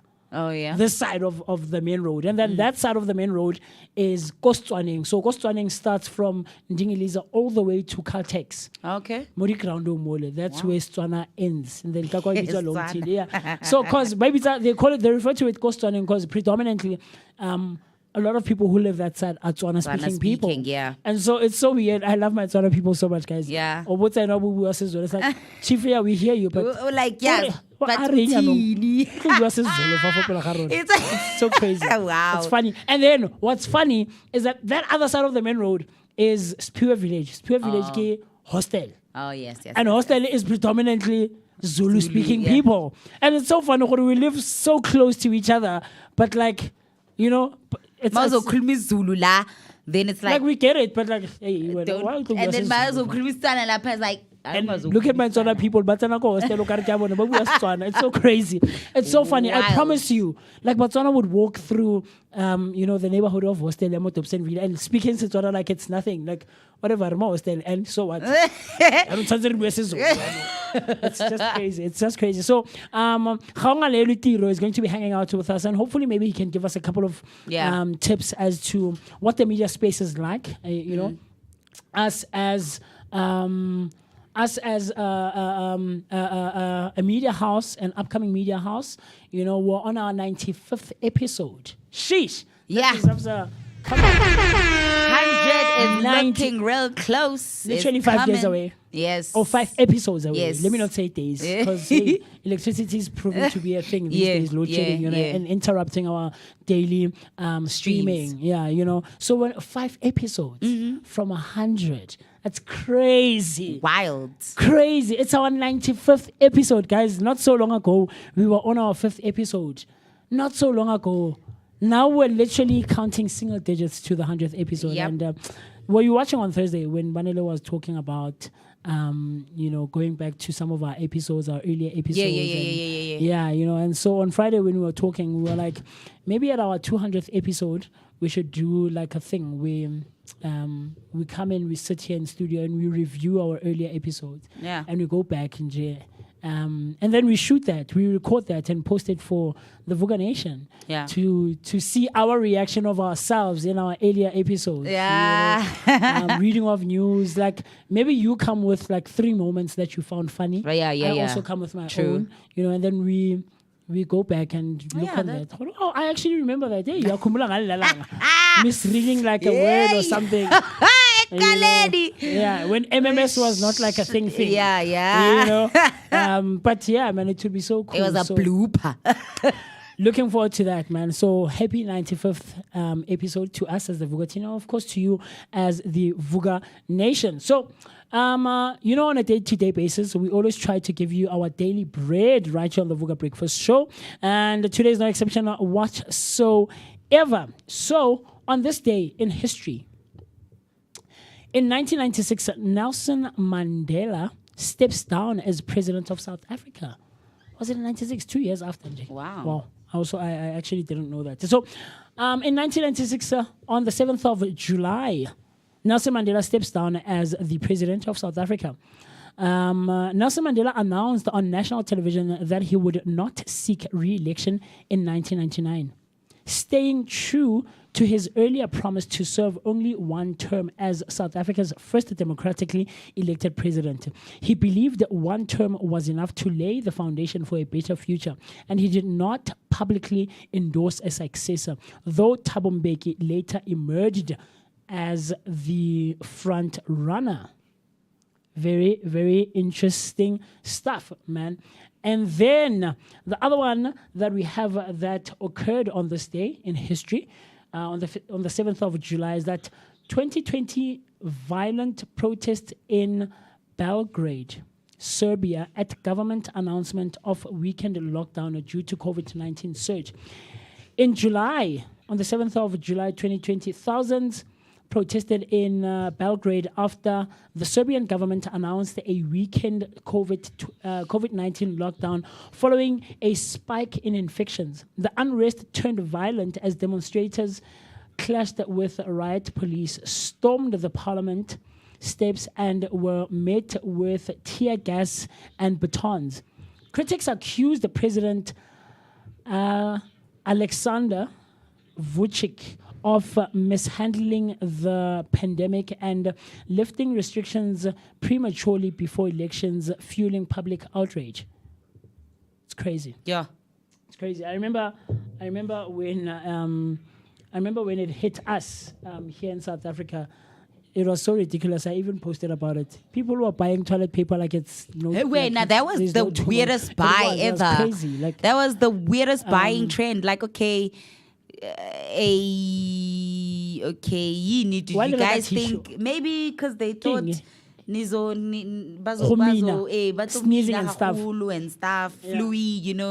translates to flu, so maybe That's I don't know, crazy. but yeah, like of people all went things and- in grocery stores to go and buy toilet paper. Yeah, tissue Guys, was the thing. I remember. I was like, yeah, but And you remember tissue spiked in prices. Yo, And then after, tissue it's crazy. Why did I get tissue to Russell, guys? And then the other one that spiked was eggs. Yeah. Remember when eggs like started being guys, what's happening in South Africa?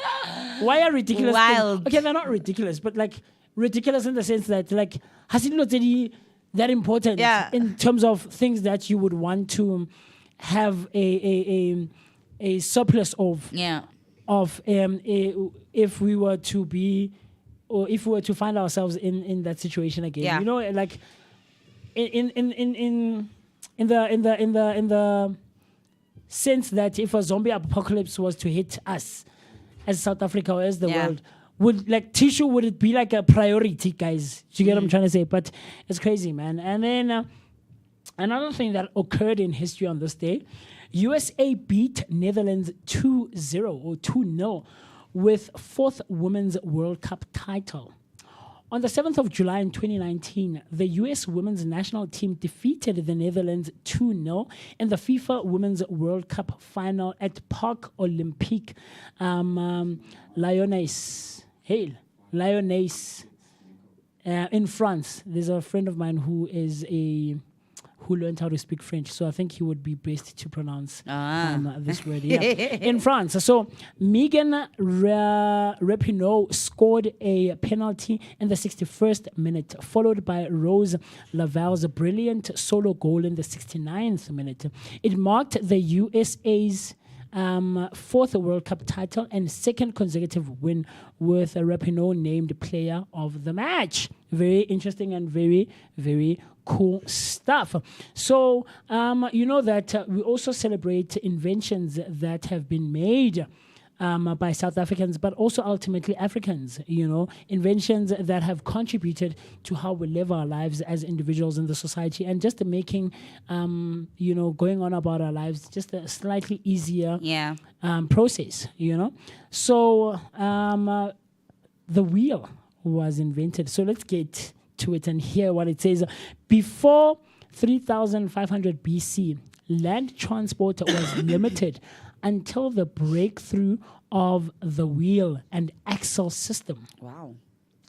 An engineering feat requiring precise craftsmanship. David Anthony, an anthropologist and author of The Horse, the Wheel, and Language, highlights how this innovation revolutionized mobility, enabling trade, agriculture, and long-distance travel. Today, wheels are essential to countless technologies, from vehicle to turbines. Very interesting stuff.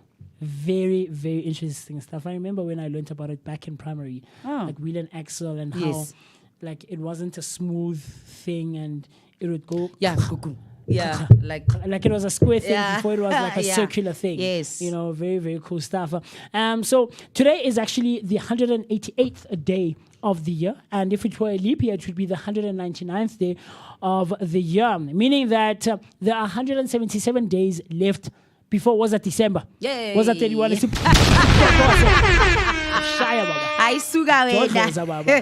No time to waste here, Chief.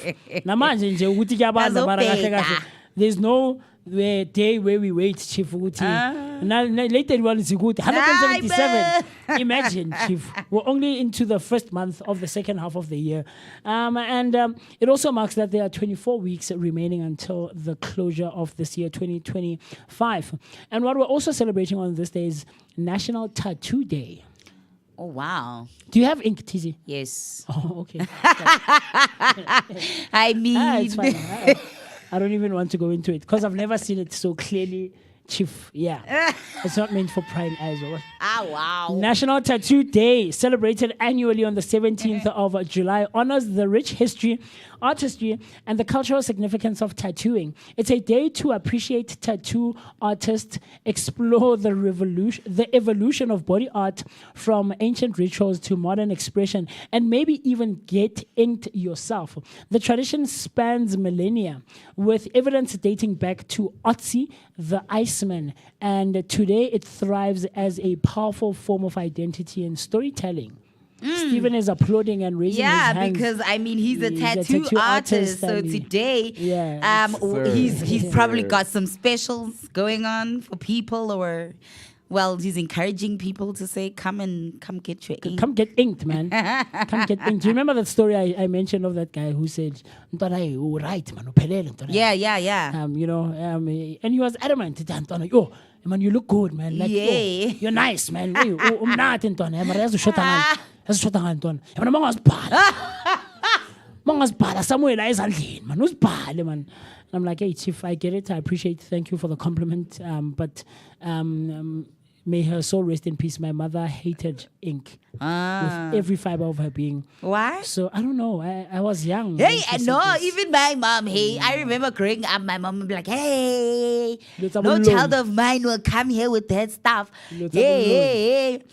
But also it's to say with the kind of connotations and stigma that tattoos come with. And the So- culture behind it. Yeah, but I mean, different cultures. I mean, there's so many. I mean, even in African cultures, like different. It's scarification. Tattooing of the skin. I get you. So No, Yeah. I mean, I was like young laba at the time. abasibhala boleveni na. Wait, cabang. Baba stuka. Ka pen le pencil. Tribal Colour markings repealer, and repealer. Yeah, so I mean, it's a thing that's been there in history. But Yeah. my mother was adamant about it. She absolutely hated ink, man. And so even when I grew up and started understanding and stuff, because like I mentioned, she passed on when I was still Yes. slightly younger, right? And I didn't get an opportunity to ask her why Osara did tattoo. But old as I am as an adult now in society, Yeah. whenever I think of or even consider getting inked, Yeah. I always think of her and how Ah. she hated tattoos, man. So, I mean, I think there was a time where I would have loved just to get like something nyana, I don't know, like a musical thing, Oh, or yeah. whatever, or like a name or something. I don't know, or when somewhere like here or I don't know. But yeah, like she always comes to mind, and that little voice of hers comes through, and it's like I can't battle so. I really badly do it. So even like my brother, myself, my aunt also hates tattoos. So my cousins, they don't have ink to themselves, and so it's like a thing. I don't think a whole lot of us actually in my family. Yeah, now that I think about it, I don't think anyone has ever gotten inked. But yeah, it's a form of expression for what's on little Stephen and things of that sort. So yeah, man. So that's what's being celebrated, or the National Tattoo Day. So if you have ink, please share a photo, share a picture of any form of ink that you are willing to share, of Yeah. course. Because about 6 months, give it a tattoo. But Hong, on my arms, it's not that deep. Like I on get- my okay, go No. on my Facebook. Thank Like you. if you go on my I've also Facebook, not seen anything. Hey. if you So- go, but that's because you see the type of colleagues you guys are. If you go on my Facebook and you literally look at my cover photo. If you go on my cover photo, you will see that the cover photo is of me, and I have a tattoo, Okay. big right there. Okay, no, we'll share the picture a bit later on. Yeah. We'll share the picture a bit later on. But yeah, to you who's listening and watching, please by all means do share a picture of the ink that you have, man. It would be cool to see the different stylings and all of those things. Save the photo on the phone and then send it to the Okay. thing so that we can share it. Oh, I've seen this picture. Okay, Yes. Okay. Okay, sure. So we would love to see the ink that you have, man. And so you know that on a day-to-day basis, there are different people who are celebrating or who should be celebrating their birthdays. And we were actually celebrating a pre-birthday of a friend of ours last night. Yeah. And when we left, she was like, "Yo, Musa, I'm so emotional, man, because." The leading hours up to my birthday was so cool. And I think we're going to hang out even today in celebration of her birthday. But I'll share that picture a bit later on. Yeah. But people who are celebrating their birthdays today, there's the picture. Let's see, Mr. Steve. Let's see if we can show that picture of TC's ink. Oh, okay, I see you, T. I see you. Oh, so you got inked, man. You see, I have. She sorry. got inked. Okay. We see you, We TC. see you have a young feather that's breaking into birds flying here. Yeah. So what is the symbolism or the meaning behind this piece of ink and artistry and scarring your skin? What was the thing? Scarring my skin. I also not in a have bad like one. it's Not in a bad that way. it's actually a bigger. It goes into a bigger thing because then there's a timepiece there. Okay. With birds growing from thorns like branches growing out and birds sitting on it from a timepiece and with the words my heart was your wings were ready but my heart was not. And the timepiece is basically time heals all wounds. And then obviously the words, then obviously that's linked to my sister's passing. I got all of this. I went all creative and crazy with my hair after I lost my sister, after she took her own life. So so from then on, I just vowed just always, Okay. express myself freely and never hold back on me. So I ever see. since like then, I was like, okay, I see. because she was always like one of my biggest cheerleaders, one of the people who would always be like, man, I love this about you. And I was always like trying to hide those things where I'd always like wear. So why like most of my clothes are black is because I used to always wear black, including my hair. My hair, I would never be outrageous or colorful with my hair. I would always just, be basically just try to disappear in black, But then after that, I was like, man, let me try things with my hair. Then I got my piercings, and then I got my tattoos after she passed. I see. Very cool stuff. Like it's there's meaning behind it. Yeah, so there's meaning behind all of it. And basically for me, it's like a thing. Like it was an outlet for my emotional pain. I see. So I see. Yeah. Very cool stuff, man. Yeah. And thola motho a editse tattoo mara sa itse ebile a se tattoo o stukile. Stuka. Yeah, I got some ink, Yeah. man. Yeah. Ink ya eng o stukile when this thing has no meaning whatsoever. But Sam Geliso, Sam Geliso, this friend of mine who jumped onto our comment section earlier, he has he inked himself and he's saying that he wants a sleeve. Can he please, if you are still watching man. can you, Dragwana. because it's National Tattoo Day, I would love to see your tattoos. Show Yeah, us man. if you've got a Vooka Nation, show us your tattoo, show off your ink, man. It's Yeah. National Tattoo Day. I know, we'll take some pics of Steve. Steve is gonna show off some of his pieces. And maybe some of the members of the Vooka team will show off some of theirs. I mean, you guys have seen mine. Now show me yours. Show me yours, I'll show you mine. Sounds so wrong, the connotation behind it. Show me yours, I'll show you That mine. is show me yours. Mponse ke tla go bontsha, man. Now I want to see yours. But yeah, man.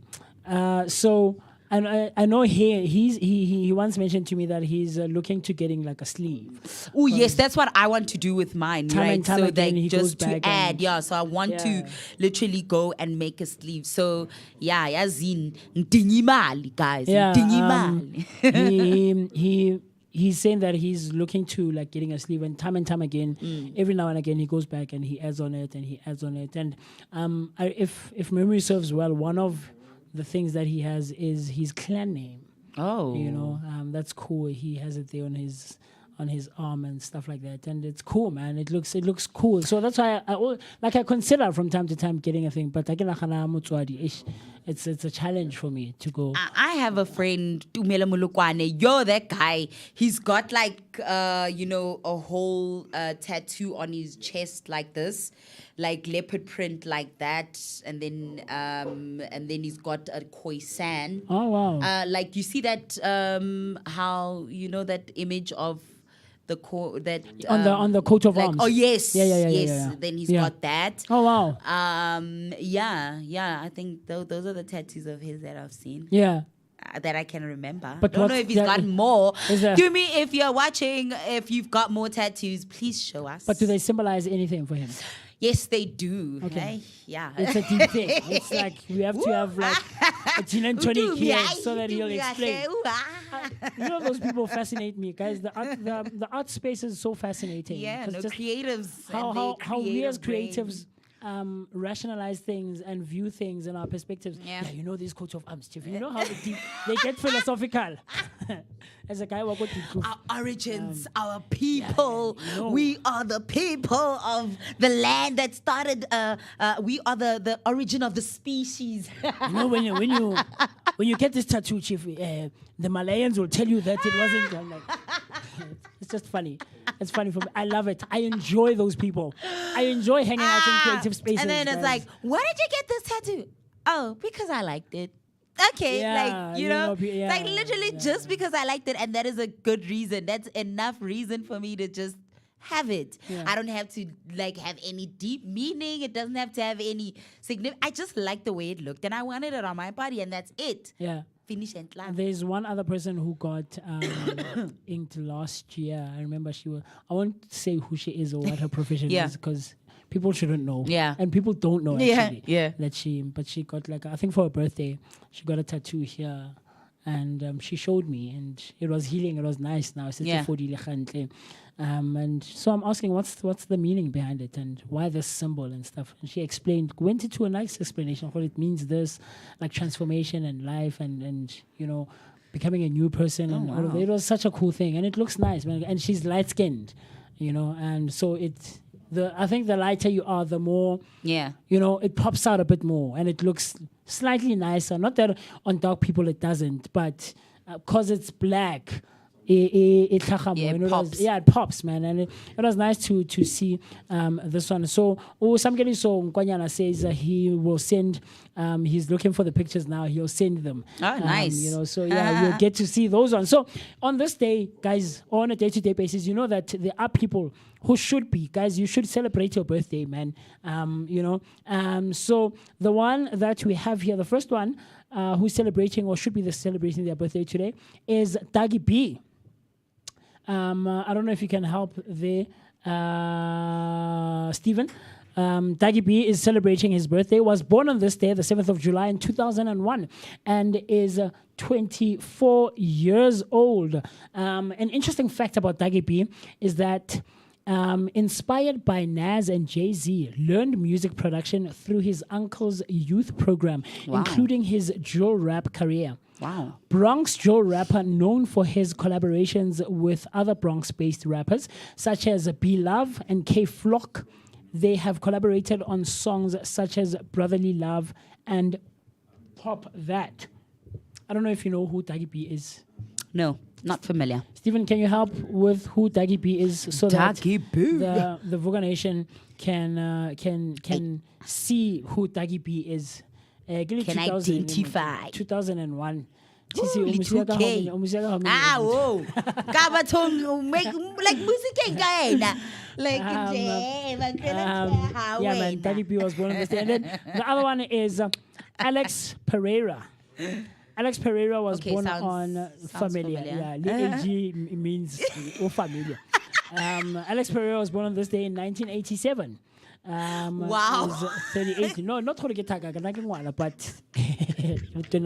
25-year-old. Turning 38 years old. He currently competes in the middleweight division in the Ultimate Fighting Championship, where he is a former UFC middleweight champion. Martial artist who has ranked number 1 in the kickboxing middleweight and light heavyweight as a black belt. In April on the 23rd, in April of 2023, get out on the 23rd. April of 2023, he was ranked number 1 in the UFC middleweight rankings. He has over 4.9 million followers on his Alex Pereira Instagram account. Oh, wow. Yeah, wow, 4.9 million. Sheesh, man. Wow. Oh, guys. Yeah. I'll get into followings in a second. And the other one is Billy Campbell. Billy Campbell was born on this day in 1959. He's 65 years old today. Interesting fact about Billy Campbell is that he first gained recognition for his recurring role as Luke Fuller in the TV series Dynasty and in The Rocketeer. Actor who played the role of Rick Samler on ABC's long-running series Once and Again, and also appeared as Jordan Collier on the 4400T. Do you know that? Maybe there are things that he's played, or Dynasty. And Dynasty I've heard of, I have never watched. Yeah, no, not really. Rocketeer I've never even heard of. The Rocketeer. The Rocket, no. You've never heard of it, ne? Very cool stuff, man. So those are the people who should be celebrating their birthdays on this day. And yeah, man, hopefully maybe they will have a great day ahead.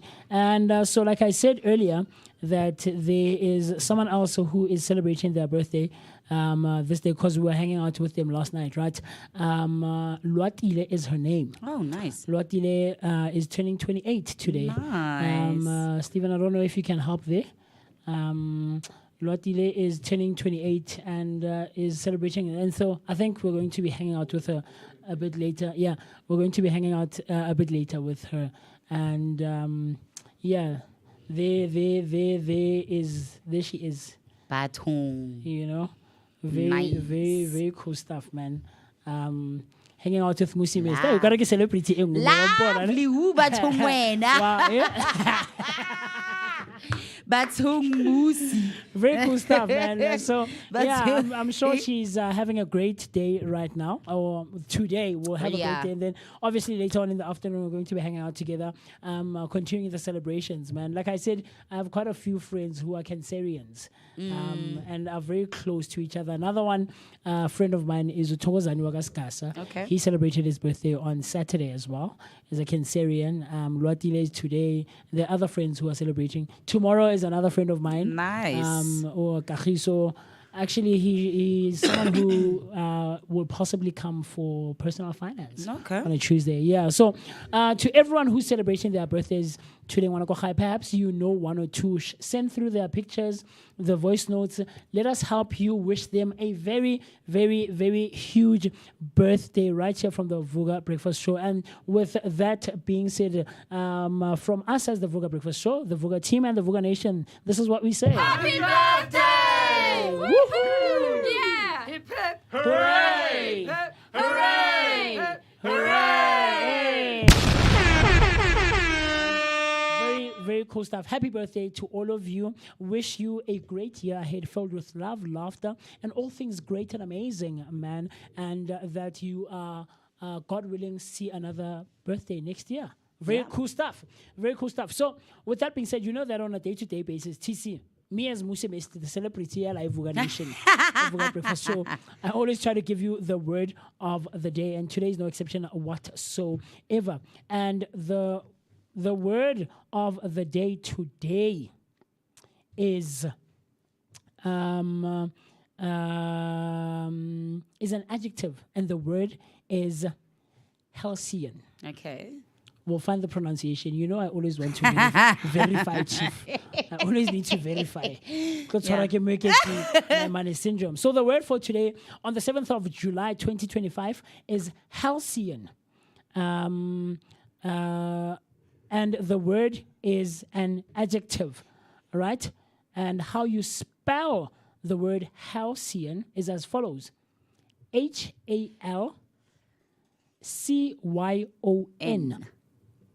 How you spell the word halcyon is HALCYON. The definition of this word, or the meaning of the word halcyon, is denoting a period of time in the past that was idyllically happy and peaceful. Wow. Right? The definition of the word halcyon is denoting a period of time in the past that was idyllically happy and peaceful. Okay. Similar words to the word halcyon is serene, calm, pleasant, tranquil, peaceful, gentle, and placid. Okay. Those are the similar words to the word halcyon. And how you can use this word in a sentence is as follows: the halcyon days of the mid-1980s when profits were soaring. The halcyon days of the mid-1980s when profits were soaring. Okay. Talk to me. How do you think you would use this word in a sentence? It means denoting a period that was idyllically happy and peaceful. A period of time that was ideally peaceful and happy. Calm, serene, pleasant, tranquil. My childhood days of growing up in the plots of honeydew Okay. were one of my halcyon days. Oh, wow. I see you. I see you, TC. I see you. Very cool stuff. Very cool stuff. Would love to hear from you, Wanagokhaya, how you would use this word in a sentence. But let's try to get to the correct pronunciation. Pronunciation wrong. Halcyon. Yeah, so you were right. Halcyon. Halcyon, yeah. This is what Musi missed. Naibo! Rely on me, Chief. Yazile. Marengo, we told her wrong. Rely on me, Chief. Rely on You me. get it wrong, you be like, yeah, you know, okay. Give me- We told her No, right. Chief, give me Rely a on round of me. applause, Chief. You must give me a round of applause, Chief. Okay, but fair and granted, I do that. Sure, I'll give that to you, right? And I do get it wrong sometimes. I'm Yes, human, and we of make course. mistakes. Of But course. let's try and compare the two, right? Mm-hmm. The number of times I've been wrong versus the number of times where I actually come through. The scale, Chief. Hi, okay. Where yeah, does it? Okay. Trust Musi, Mr. Chief. I've got you, man. Trust, man, Musi, Mr. trust. Sing make it. I'm okay. And again, Stephen Ilene, he was now getting a hint of MMS. And I warned him, well, Chief, you must stay away from this man when it comes to such things. Chief, stay away from He this will man. tell you, You know? man. Yeah, man. So very, very cool stuff. So we'd love to hear from you, Wanagokhaya, because all of the words that we give you on a day-to-day basis are aimed at improving both you and ours day-to-day spoken language, and of course, ultimately our vocabularies. You know, and so that we can try making use of these words. You know what my friend said, and I'm sure somebody say if he's watching. So on Fridays we have rehearsal between 6 and 8, right, for the harmonious chorus, and so I was running rehearsal this past Friday. So we come back, we hang out, and so we I'm telling them about the Vooka Breakfast Show and how we do word of the day, and they say, hey, Umutlule Musi, in rehearsal, he used one of these words that he learned on word of the day from their segment, and we were all like, and so they said they all looked at each other, and I didn't notice, and now I'm trying to think, what's this word that I used, Chief? Maybe on one of- times. You know, Both fugacious, this is this past Friday. Oh wait, okay. This past Friday. Yeah, I don't know. But I don't okay. know what word I use. That's I the thing. wonder. I get along say the wonder. part of the vocabulary, Chief. It's part of the day-to-day spoken language. Gabuzer. You know, do you get what I'm trying to say? Yeah. So when you mention, no, it's actually a fugacious thing, man. TC did this thing where she absquatulated and you didn't understand. So it's part of it's part of the thing. Yo, It's part of the thing. So now you in You get what I'm there and saying? you're like confusing people. And So I use this word and I don't What's know up with what they this said. They guy? were like, hey, What's o up with bokile this musi. guy? Making use of these words, bopele ga rona, ke ithuta mabitso ka rona. Bombastic. You know, so it's always interesting. So with that being said, would love to hear from you how you would use the word halcyon in a sentence, denoting a period of time in the past that was idyllically happy and peaceful. The time right about now is 24 minutes after the hour, 9 o'clock. Would love to hear from you. But with that being said, let's quickly go pay our bills, and you and I and TC will see each other right after this cool stuff, man. The Youth Business Launchpad by Protea Glen Mall in partnership with Iatile Events and the Vooka Breakfast Show, man. This youth month, all cooks, vendors, chefs, and food business owners are invited to showcase their product offerings on the 28th of June at the Market Day in Protea Glen Mall. All we need you to do is to come out in numbers and have the experience of what is going to be taking place right here at Protea Glen. We know that is Youth Month, and we have a lot of aspiring entrepreneurs on the block that are coming up. It is an opportunity for you guys to come in and also showcase what you have. And also, if you love food, just to explore what other people are doing out there, this is a good opportunity for you. So let us go back and look into what is going to be happening. If you make quarter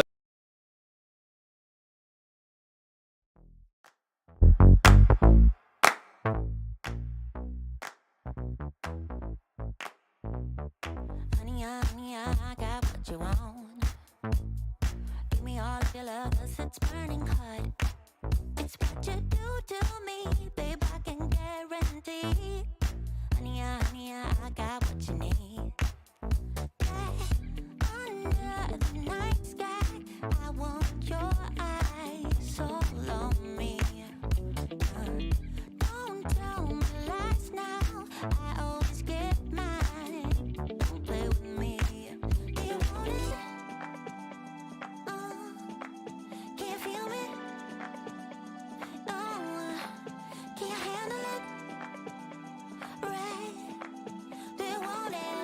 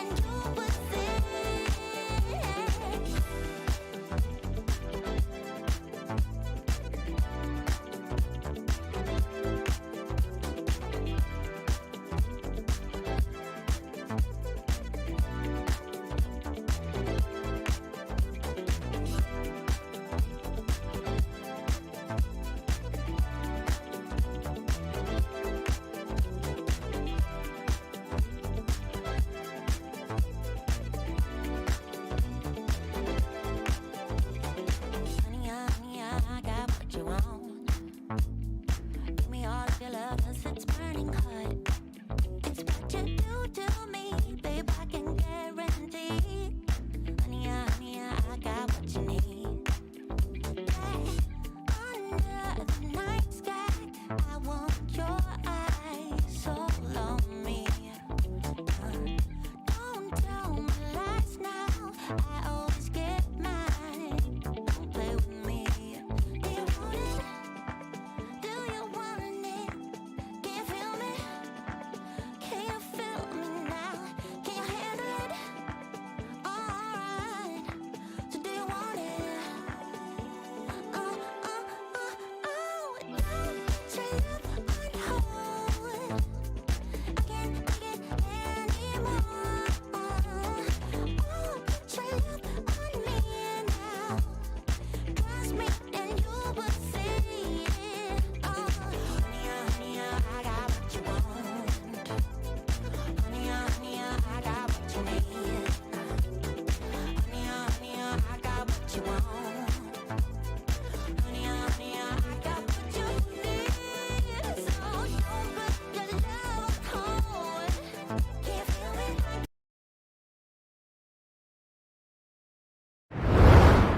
The 7th of July 2025 is the day today, and of course it is the second week of the 7th month of the year. Hey, that's funny. 7th of July, 7th month of the year into 2025. It is actually the 188th day today, and we've just hit to the 6-month mark into the 7th month. The time right about now is 31 minutes after the hour, 9 o'clock on a Monday morning, and you're still hanging out with us right here on the Vooka Breakfast Show, brought to you by the Blinko Network.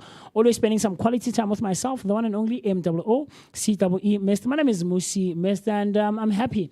And I've been excited to have been in your presence and in your company on this not too cold, but of course it is the winter season. But the morning is not a bad one. But I'm not alone. You know that I'll never be alone. I still hang out with the one and only TC Gamazibu Shabalala. Did I get it right? Yes. There we go, man. Hey, there we go. Very, very cool stuff. So we still would love to hear from you, some of the tattoos that you might have, and perhaps also people who are celebrating their birthdays on this morning by using the hashtag Vooka Breakfast Show. So that's Vooka Breakfast Show on Facebook and all other social media platforms. But you can also engage with us on our WhatsApp line using the number 060-493-3226. So that's 060-493-3226. Comment, like, subscribe, and do the things that are necessary to be done so that you and I and TC and the rest of the team can share our thoughts, our opinions, and everything else in between. TC, talk to me. How are you feeling? I'm good, man. I'm just, I was thinking about the one thing that I intend on doing more of is reading. And one of the guests for today, which would be Khaongalele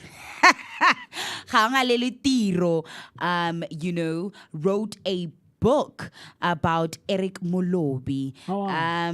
And I was just thinking about, the legacy and that I want to leave when I am gone. And perhaps, if ever I would have a biography done on me, an autobiography done on myself.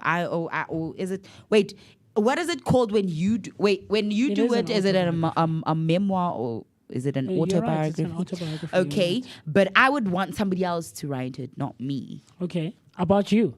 Yeah. Why someone else and not you? I think because I of the way that I am so critical of a lot of things and I'm such an overthinker. I think I would overthink it too much. Okay. So someone else would know how to, and obviously it would be their truth about me. Okay. Not mine. Okay. Do Do you feel like you would exaggerate when about yourself? and say things that Not that I would exaggerate about myself, but I don't know, man. I think I'd overthink Guti, how anybody would like perceive the things I wrote. Yeah. okay. Yeah. I hear you. No, that's cool. That's cool. That's cool. But I mean, look, the reason that we haven't jumped on to that conversation is that we're having a couple of technical challenges on our side. But the conversation is one that will happen. Might not necessarily be today, but at a later stage, we will absolutely have that conversation with Khaongalelwi Tiro. I love those names, man. Like I said, you know. Yeah, no. Khaongalelwi Tiro. And it would be, you know how I like going into the question or the conversation about who the person is. I like that personally. You know?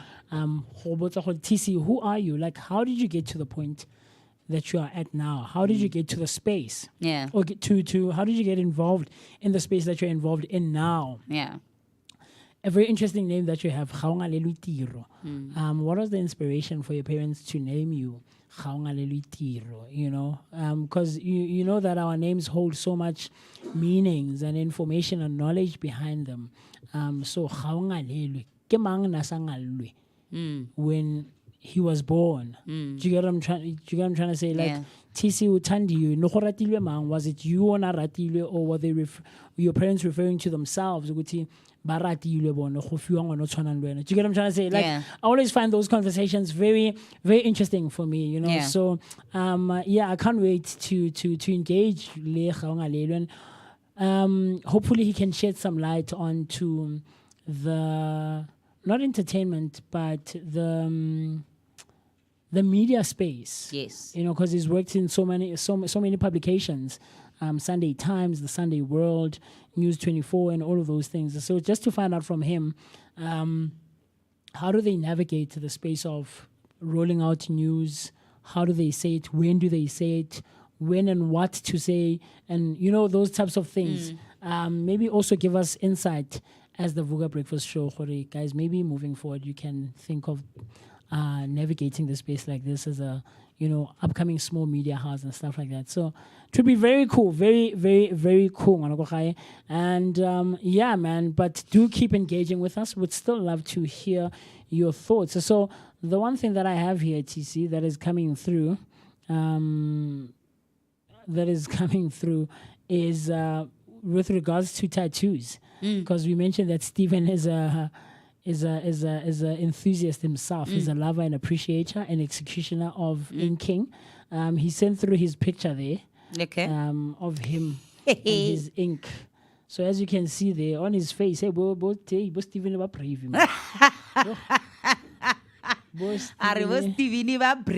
What's this thing that's going down like this? This one. What's written there, Stephen?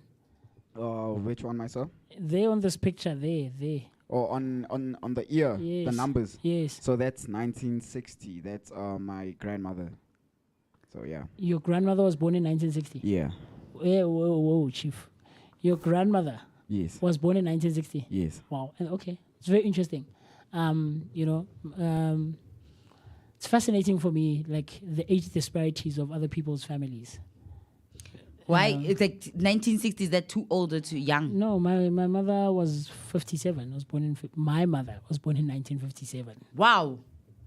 And his grandmother was born in 1960. So it's crazy. I always find it fascinating. Oh, wow. Okay. Man, we a young family. Yeah, hey, it's that one where you see like the mom and the like they young, hey? Like I remember Afripero almost caught feelings, and it wasn't a personal thing. Yeah. You know, I was just highlighting, saying that Afripero's mother and my brother, Kilitaga to the T. Wow, really? The year though, because her mother was celebrating her birthday last week. Yes. Right, but to the year T, they're just 3 months apart. Where my brother's in September, Afripero's mother's in June. Wow, they're 3 months apart. So you know, my mom was young then. Wow. You understand? So it's and I get it, and I remember this conversation I had with one of my teachers, my Afrikaans teachers, Mr. Kutia. Mr. Kutia is also like a late 70s, early 80s baby. So I was telling him, and I could be wrong, and this is not aimed at being malicious or disrespectful or anything, right? But I think late 70s children, early 80s, and 90s children, Lona. Abathong wena. But Why is that rona? Yeah, rona thing. Wena. Chief. But you know those degenerations where you find that late 70s, early 80s children are in their mid 40s now, right? Early 40s into their mid 40s, and most of them,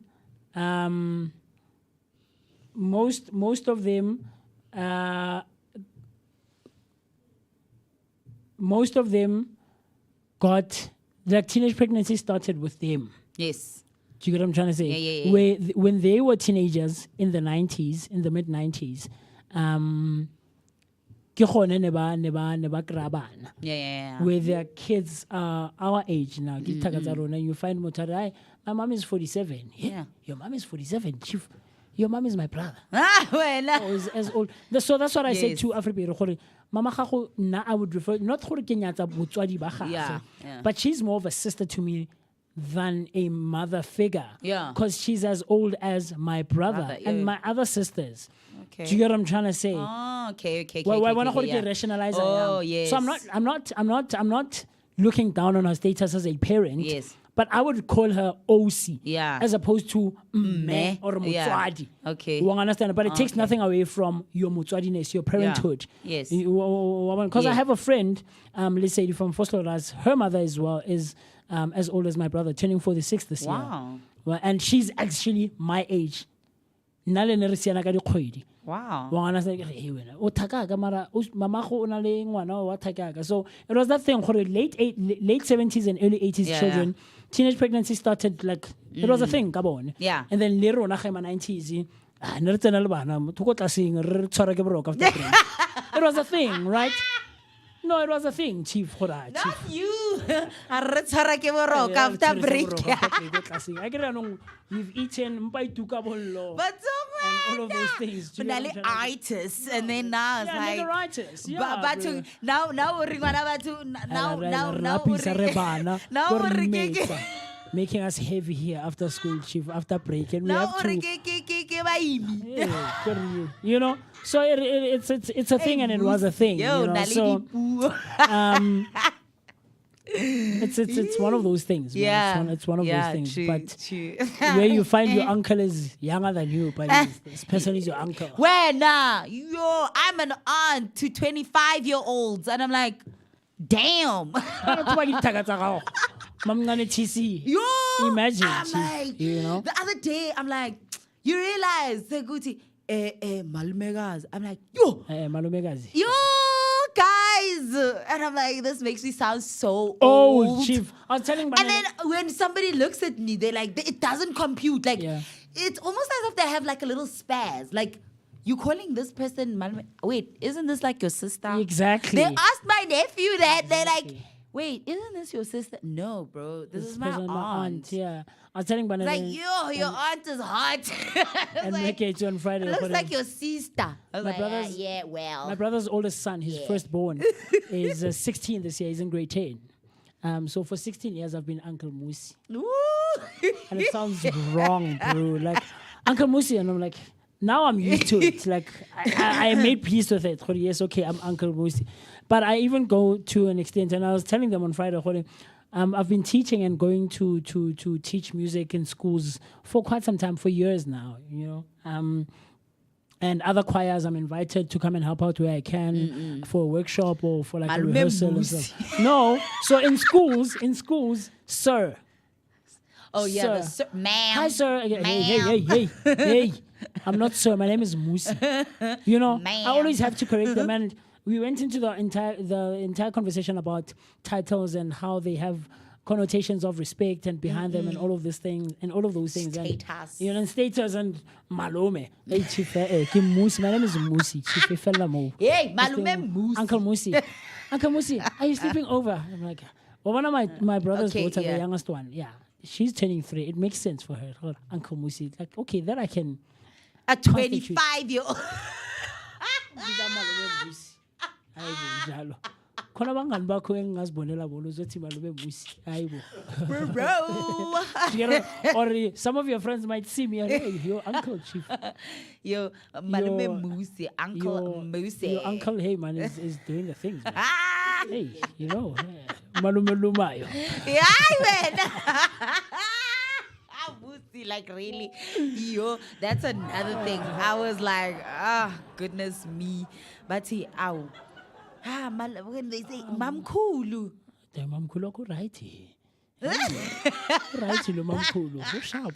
But yeah, man, it's that entire thing. So Stephen was just showing us his tattoos there, and yeah, because of National Tattoo Day. I'm still in disbelief. I'm like, am I the adult that you're waiting for? You know, sometimes when I see kids and they're like, can we please have an adult? And I would like start looking around like,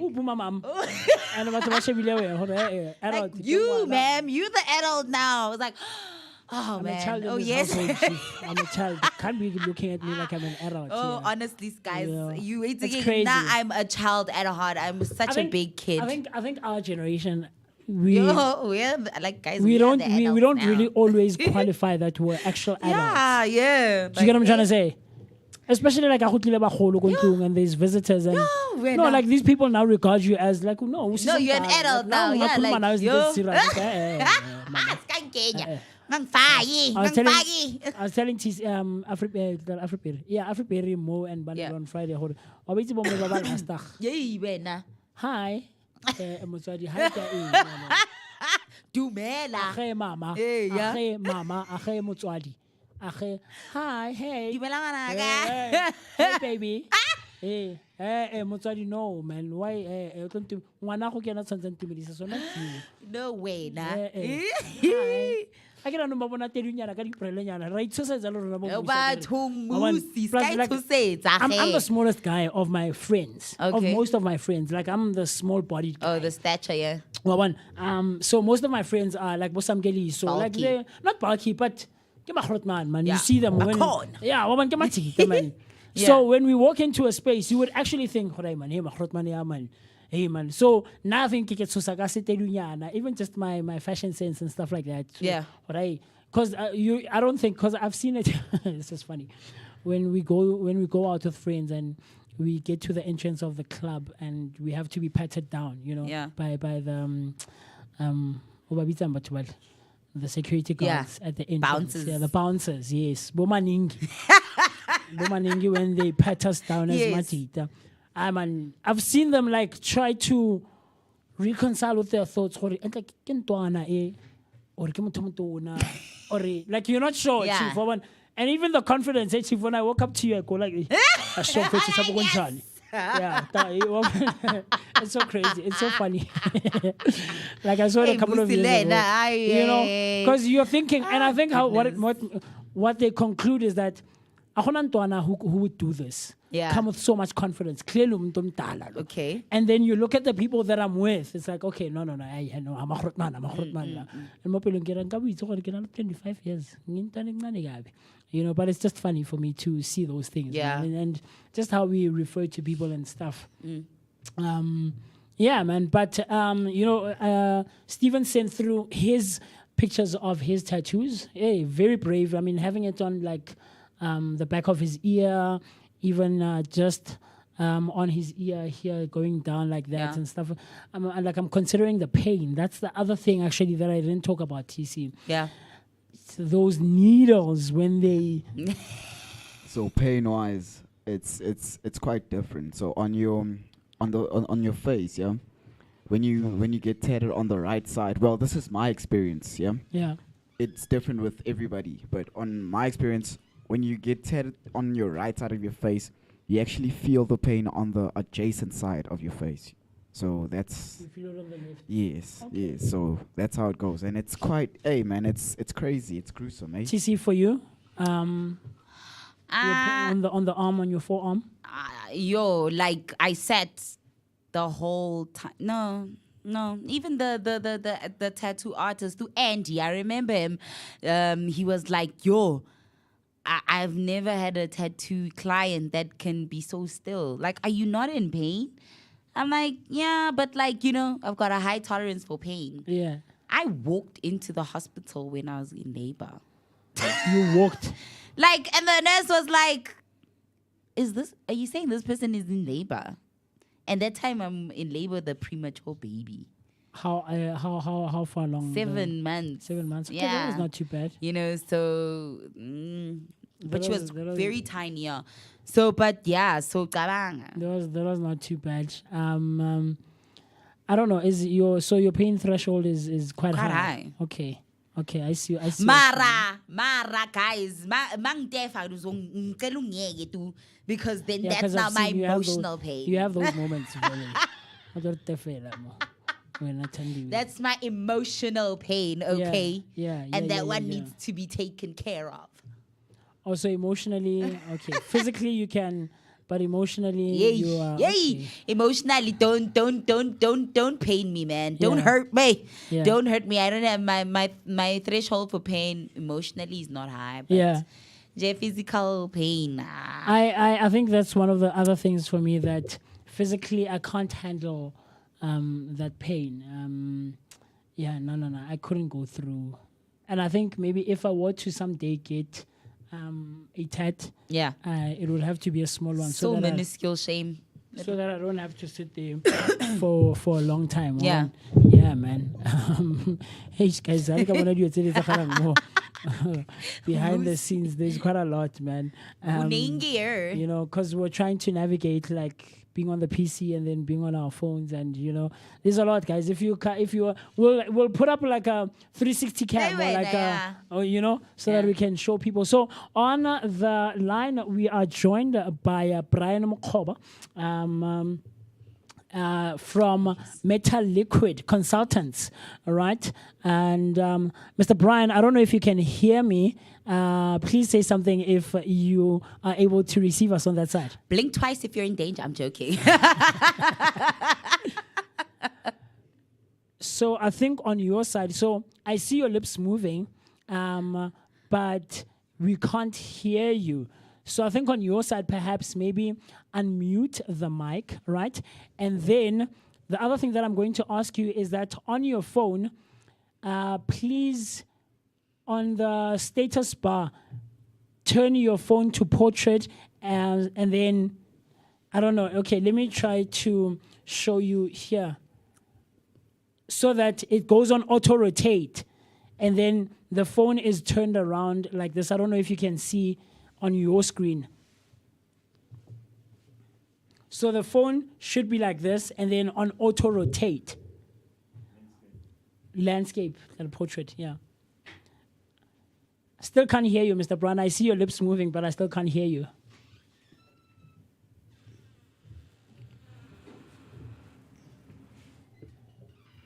Okay, I mean, technical glitches, technical difficulties. This is the beauty of live streaming. So, Mr. Brian, I can still see you, but I can't hear you. I see your lips moving. But there we go. Hey, there we go. Sounding like... Sound is there now. Sound is there. Sounding like Sound we is can there. hear him Sound there. is there. So I don't know if you are able to, on your settings on the phone, where you switch on the data and the Wi-Fi on your phone, right? There should be a option for auto rotate or portrait. Yeah, I've just done it now. And then you turn your phone around like this. There we go. Hey, there we go. There we go. There we go. How's it going, my brother? Not too bad on our side, man. Not too bad on our side. Look, thank you. Oh, Makhobe. Oh, I see. No, correct. Sorry for that. Apologies. Okay, And, apologies. you Brian see- Makhobe. And you see, TC, why I always am so cognizant of people's names. Yeah, true. Pronunciation of people's names and surnames. And that's why I always ask. And it's actually a thing, and I appreciate that, Mr. Brian, for correcting me on that one. So welcome once again. I know you and I have had a couple of conversations. And look, man, we're excited to have you as the Vooka Breakfast Show.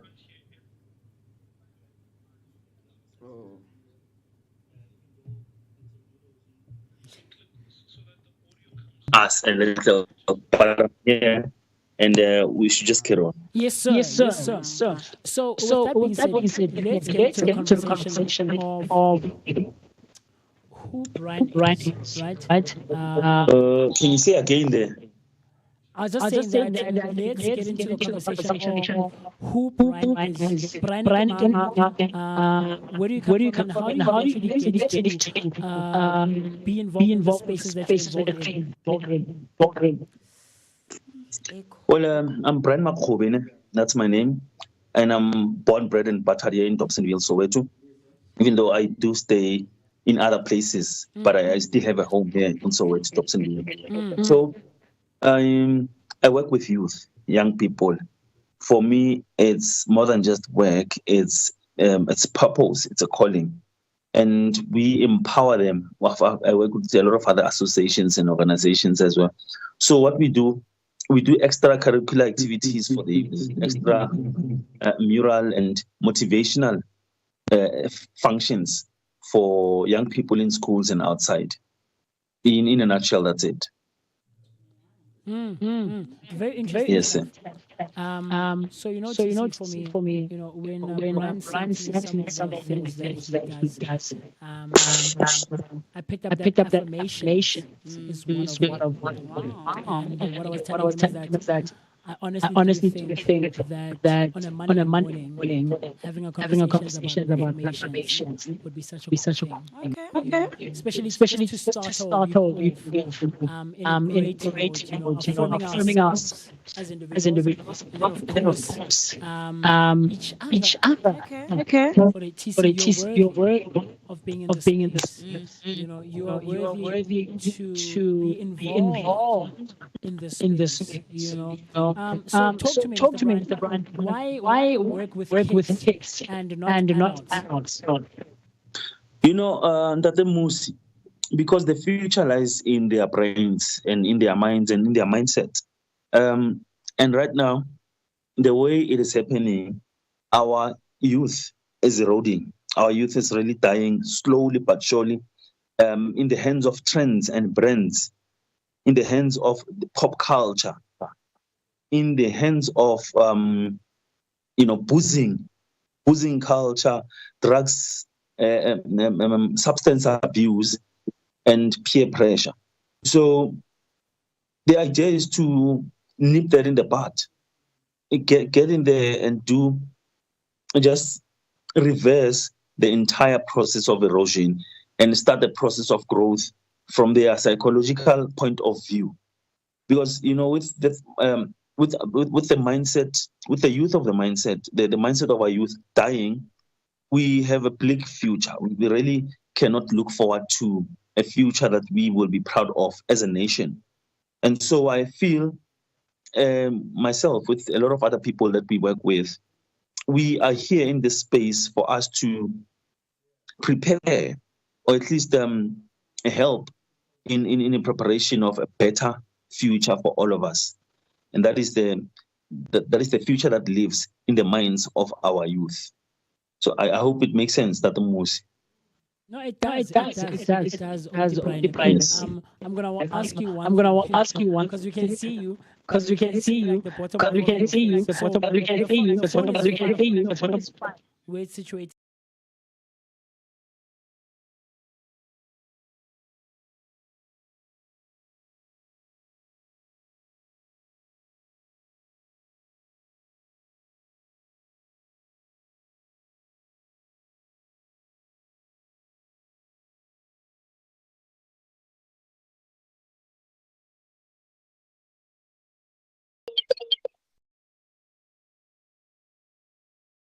There's an echo that's happening there. We're trying to.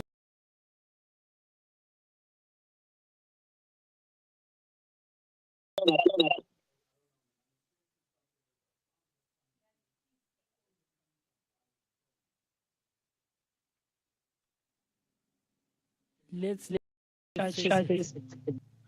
Okay. I think we're slightly better. So yeah, no. I hear you.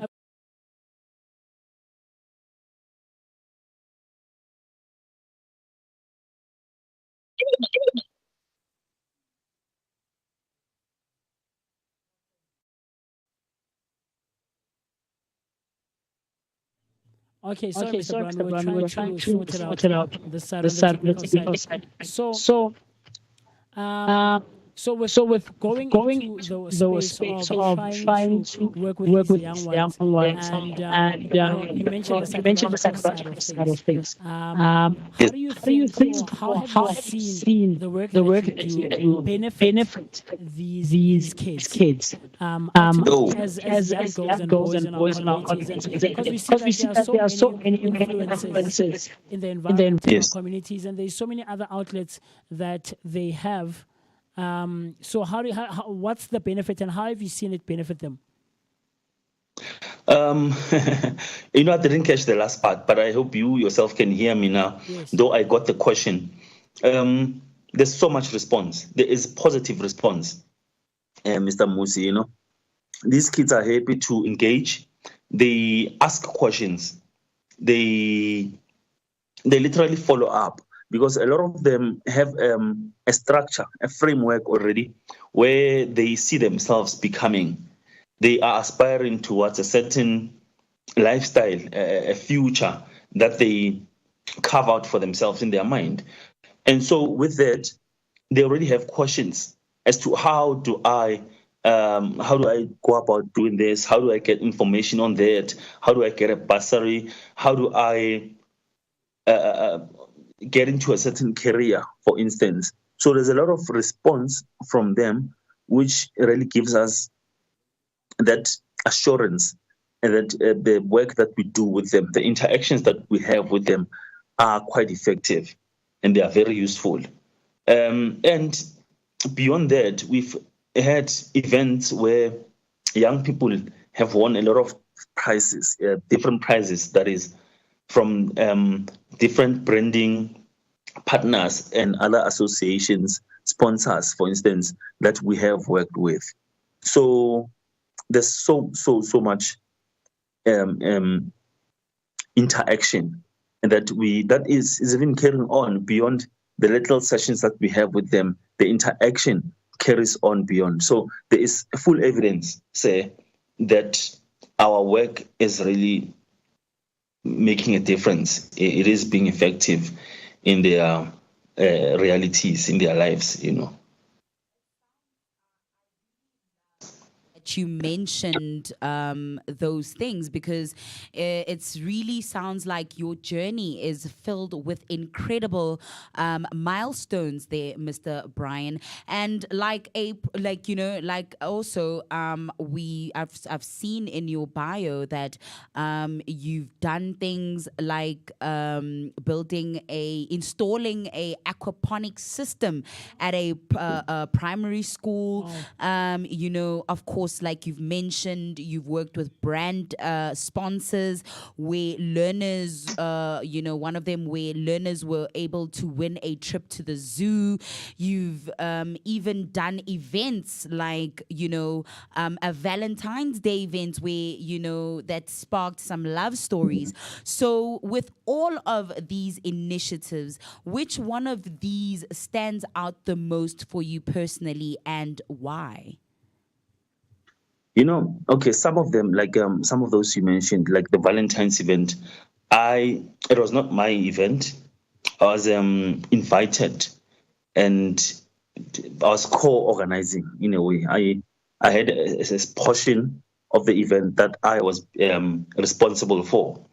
So, with your question, which of these concepts or programs stand out the most?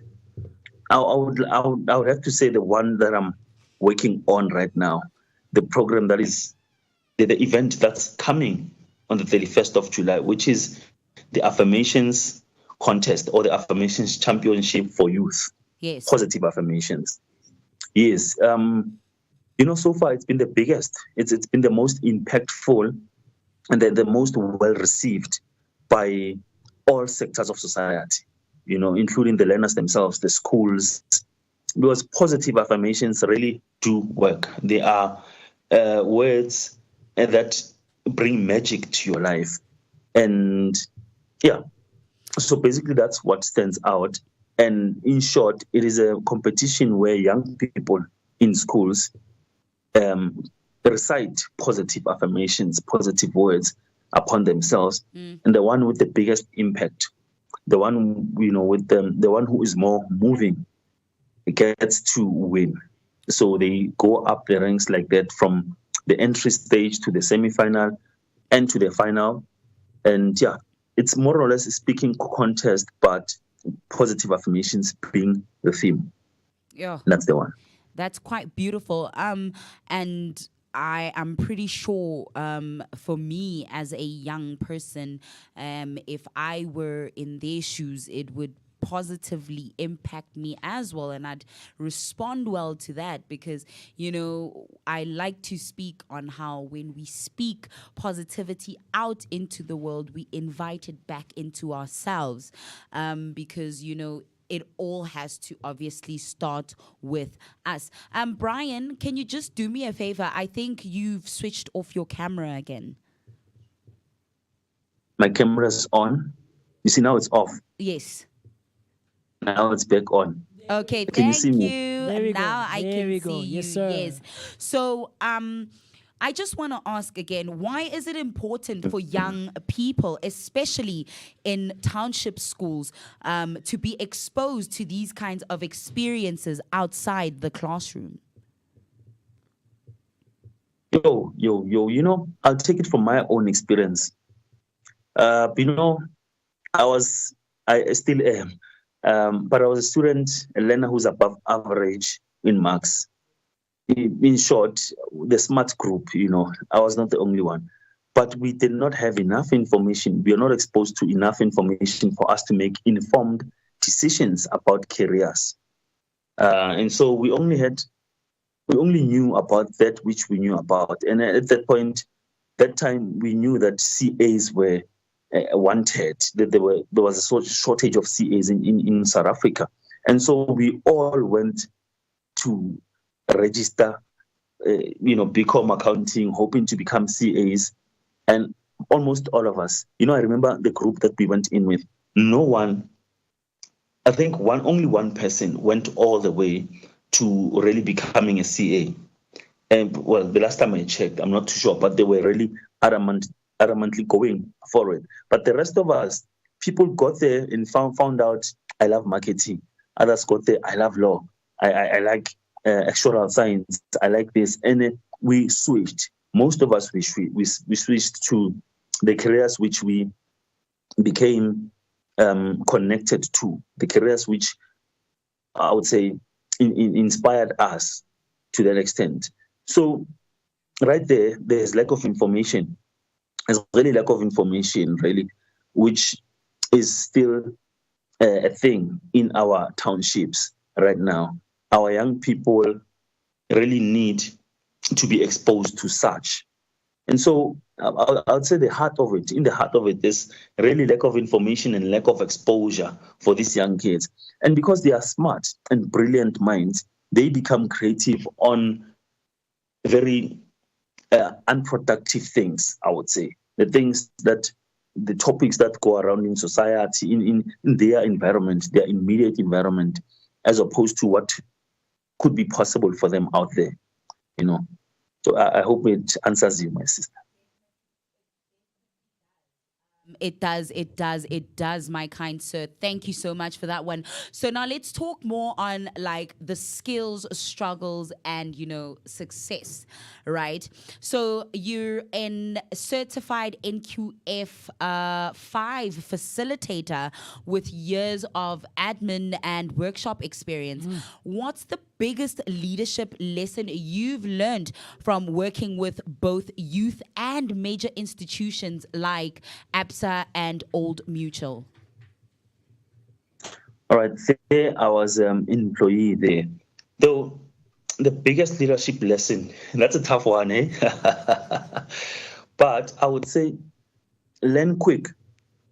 I would say, it's still the biggest advice I can give on leadership and entrepreneurship. Learn fast and move on.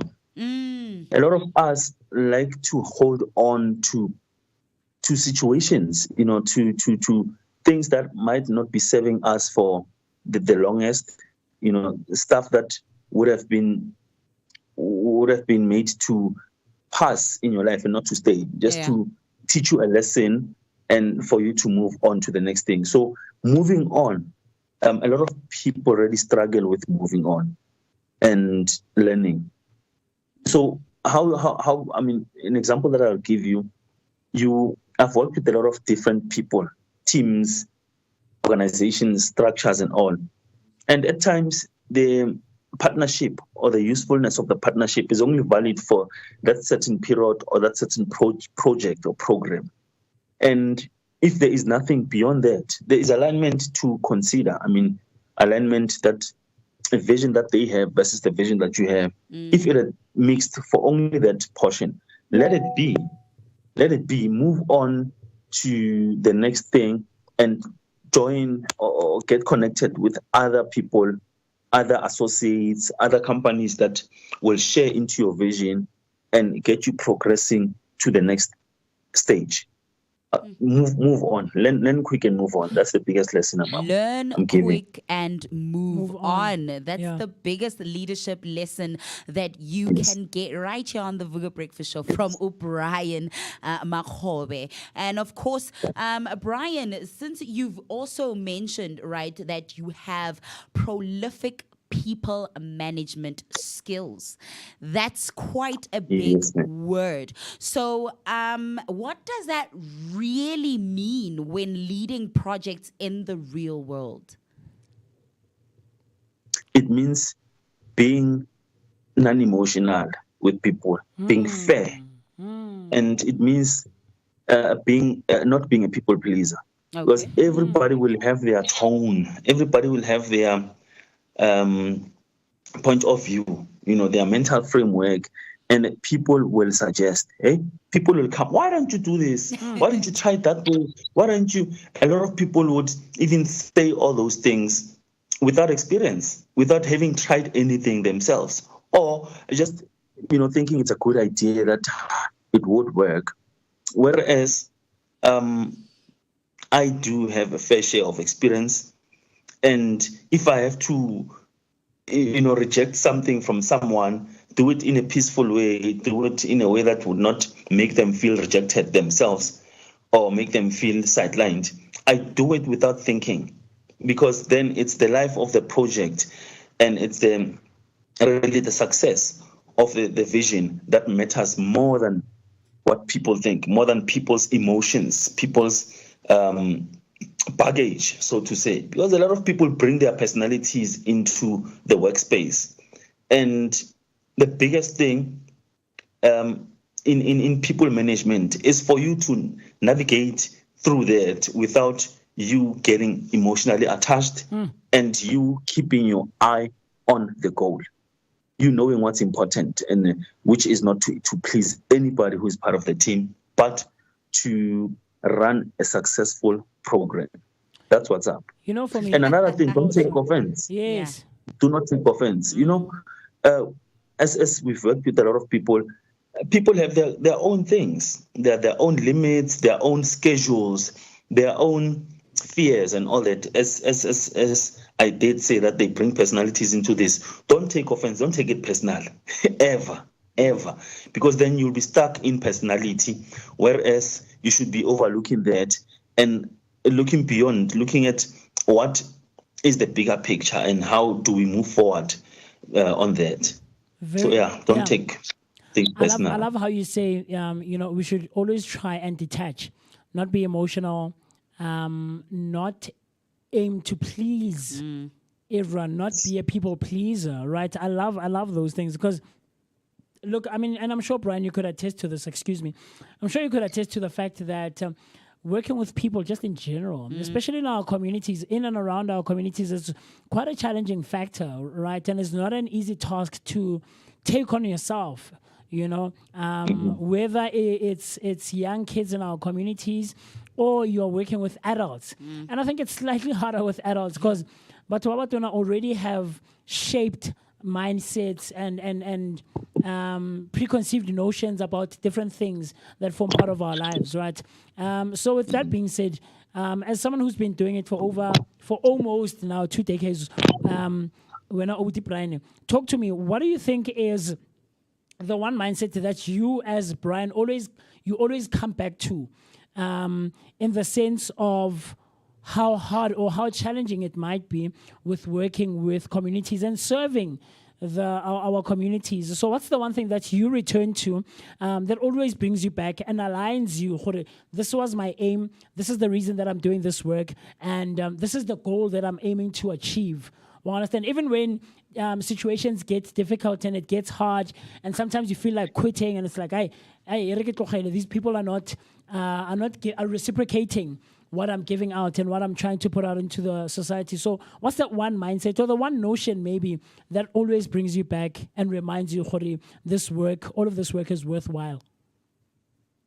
That the Musi, you mentioned it. I think you touched on it when you were asking your question there.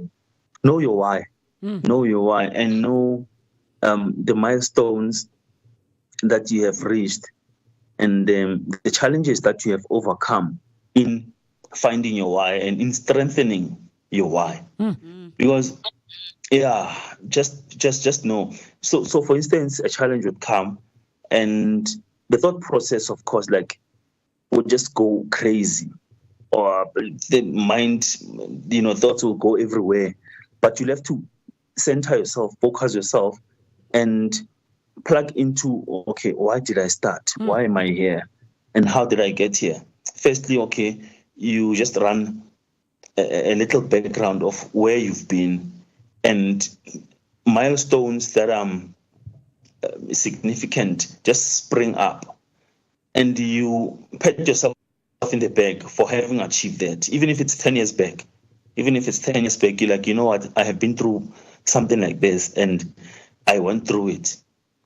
And you keep counting on them. Before you know it, you will know that you've achieved so much. And this challenge that you are facing at the moment will not look as overwhelming or as deep. You'll just take it like, it's just another challenge that's coming, that's here to teach me a lesson. And that I must be aware what the lesson is, so that it doesn't come back. Those challenges, those situations in life that will come back until you learn the lesson and it will go away for good. So know your why. The biggest thing is to know your why, stick to it, hold on to it, and know that each and every situation, each and every challenge is temporary, and it's there to teach you a lesson. Be open to learning. I hope it covers your answer there. No, it does completely. It does, man. I hear what you're saying, man, and it sounds like it's great work that you guys are doing, man. And I think TC, you remember a week or so ago, 2 weeks ago, we had Coach Kurakashwe here, and one person, I don't know who I was having this conversation with, and they mentioned that the kind of work that our local soccer clubs in our communities are doing, people like Bob Brian with the community work that they are doing, these are people, I think it was Tay last week, where he mentioned that all of these programs that he joined and he was a part of growing up, Gozola, they really shaped him and, contributed quite a lot to who he is as a man now in society. And we tend not to pay much attention or make enough noise about the kinds of works that these soccer clubs are doing and these coaches are doing, and people like Bob Ryan, because these are initiatives that take our kids in and around our communities and they make them stay away from these other not so great influences. Do you get what I'm trying to say? And you take it for granted. I'm going to Affirmations Club, or I'm going to Metal Liquids, or I'm going to Obuti Brian or Malume Brian in the community on a 3 times a week, Monday, Wednesday, Friday, maybe, And now as an adult, sheesh, man, that actually contributed quite a lot. Yeah. I am like this. I affirm myself. I know who I am as an individual first, because of the work that was put into me while I was still in high school, So with that being said, Obuti Brian, there's a young girl who's watching, listening out there, wants to get involved with all of the work that you guys are doing. How do I get involved? How do I get in touch with you? Where do I go? How do I do it? Maybe perhaps if I'm not in Dobsonville even, but I want to be someone who is involved in affirmations and all of the great work that you guys are doing. All right. At the moment, on this program, on this competition that we have, Yes. so I'll give you a brief background of it. It's a contest, affirmations, where 2 high schools participating, along with 4 campuses of Southwest Gauteng College. And then it's closed right now. In fact, we're just sorting out the semifinals. We're just doing a shortlisting for the semifinalists, and then they will get communication, our semifinalists. So what they can do now is to follow us on TikTok, affirmations.championship. That's the program, affirmations.championship. And they can, I'll just drop my number. They can also WhatsApp me if they want to line themselves up to be involved in future programs, or just to get updates on what we do and some of these programs that we ourselves share, which might not be our own original programs. Just to be updated, they can also give me a WhatsApp on I've got many WhatsApp numbers. 069. You are there, right? 069. 069. Oh, yeah, someone said it's not an O, it's a 069 and 155 472. 069 155 472. 069 1555 472. Oh, okay. There we go. That's that's the Meta Liquid WhatsApp number. It's just one of them. And then affirmations.championship on TikTok. The other accounts we have are not, they are not relevant for this account. Okay. But we can just give you,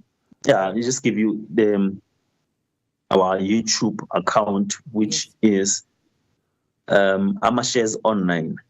Okay. Amashares Online, as simple as it is. Another one is Ama Junior Role Model, Ama JRM. I love that. Okay. I'm a junior role model. JRM. Okay. I see the play on words there. Very cool stuff. Yeah, man. We have, Yes, you have. we have Kopano there, Mr. Kopano Jacobs, he's now a first-year student in, I think, some University of Bloemfontein. Wow. He gave us an interview 2 years back when he was still in grade 11 at PJC Melani.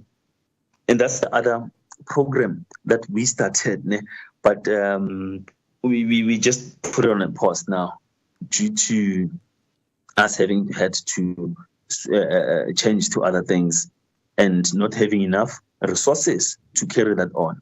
Oh. So, yeah, in short, that's where you can find us.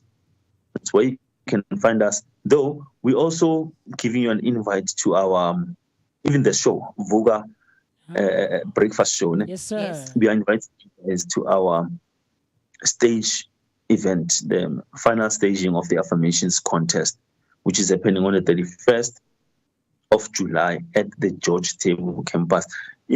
Another thing, I would like you guys, I would have loved you guys to see some of the clips of our finalists, our semi-finalists. Those people are killing it. They even inspire myself. Please I listen to send. their affirmations and I'm like, wow. Yeah, No. Please send us a link or videos that we can play, that we can see.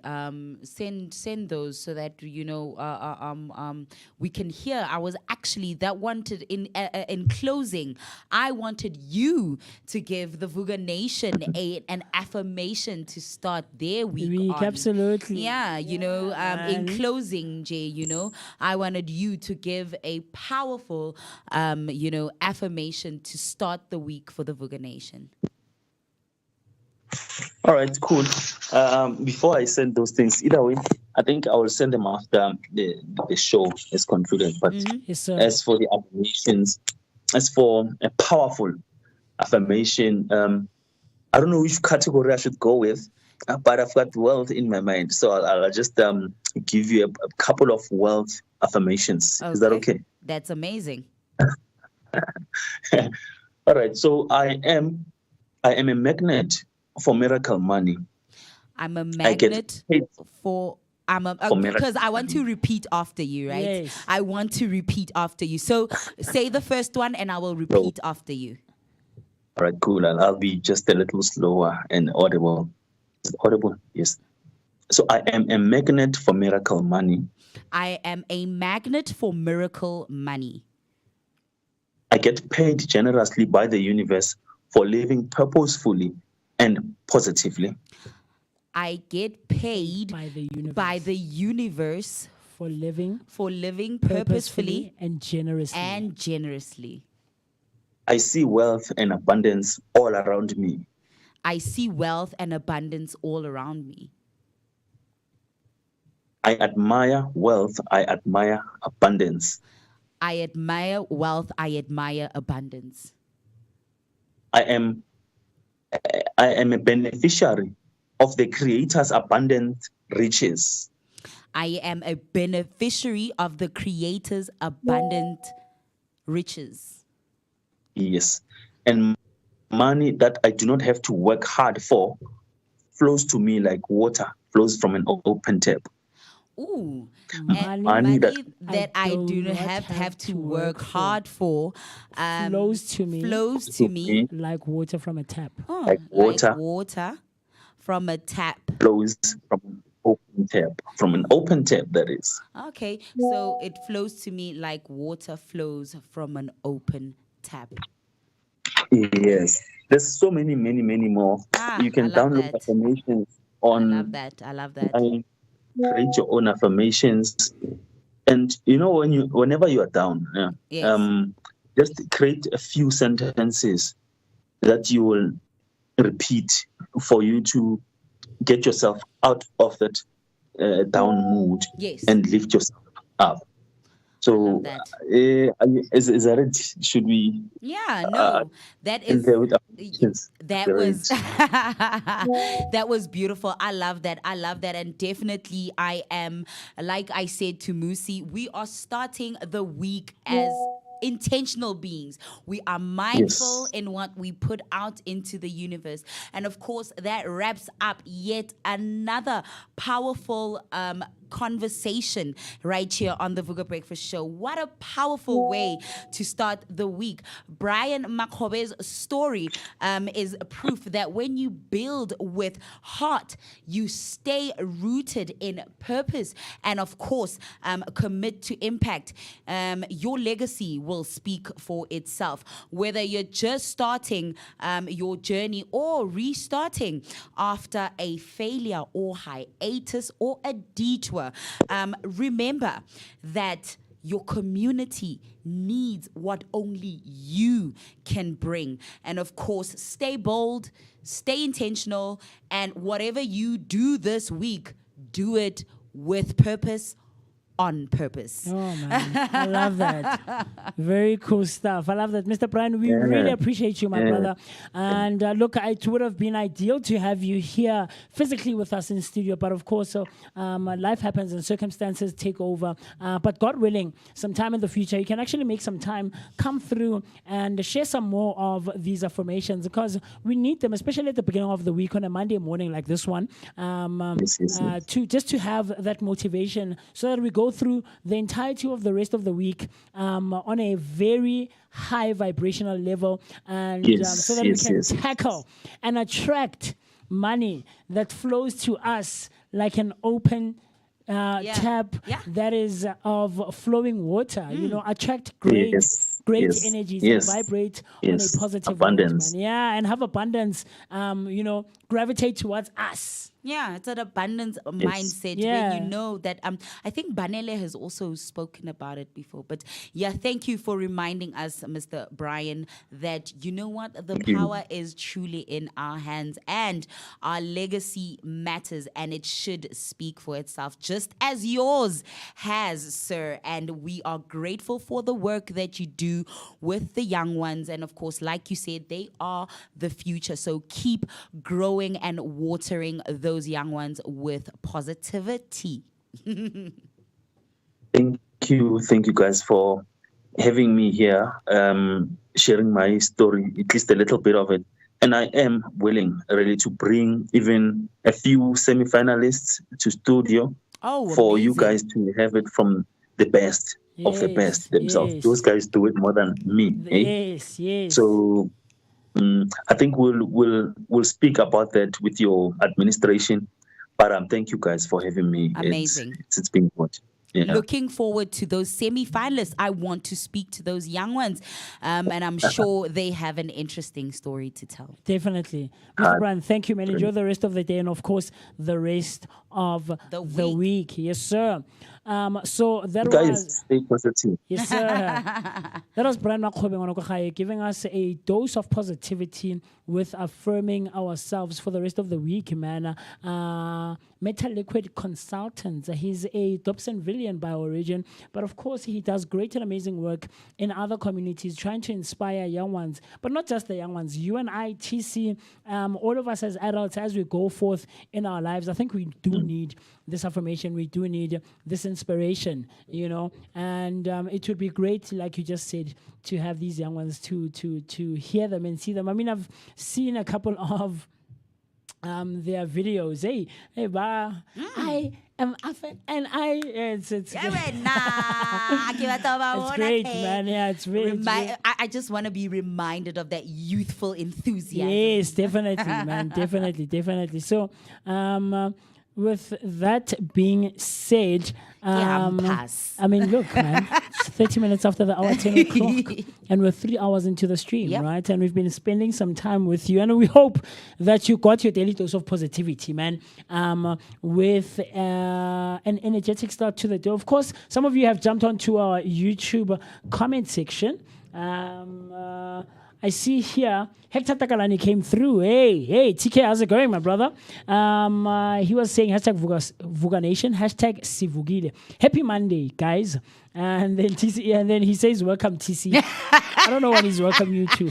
And you have been absent. Me back because you've been absent. You've been missing in action. Hector. You've been MIA. Hey. All right. And then Banale comes through, says, my mom is born in 1916. So technically, Stephen is my nephew.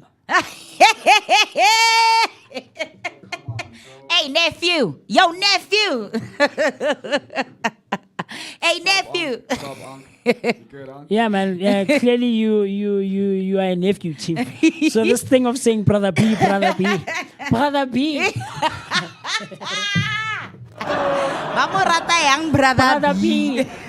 Uncle Brother B. So funny. I know you're watching. It's funny. I'm not going to call you Unc, though.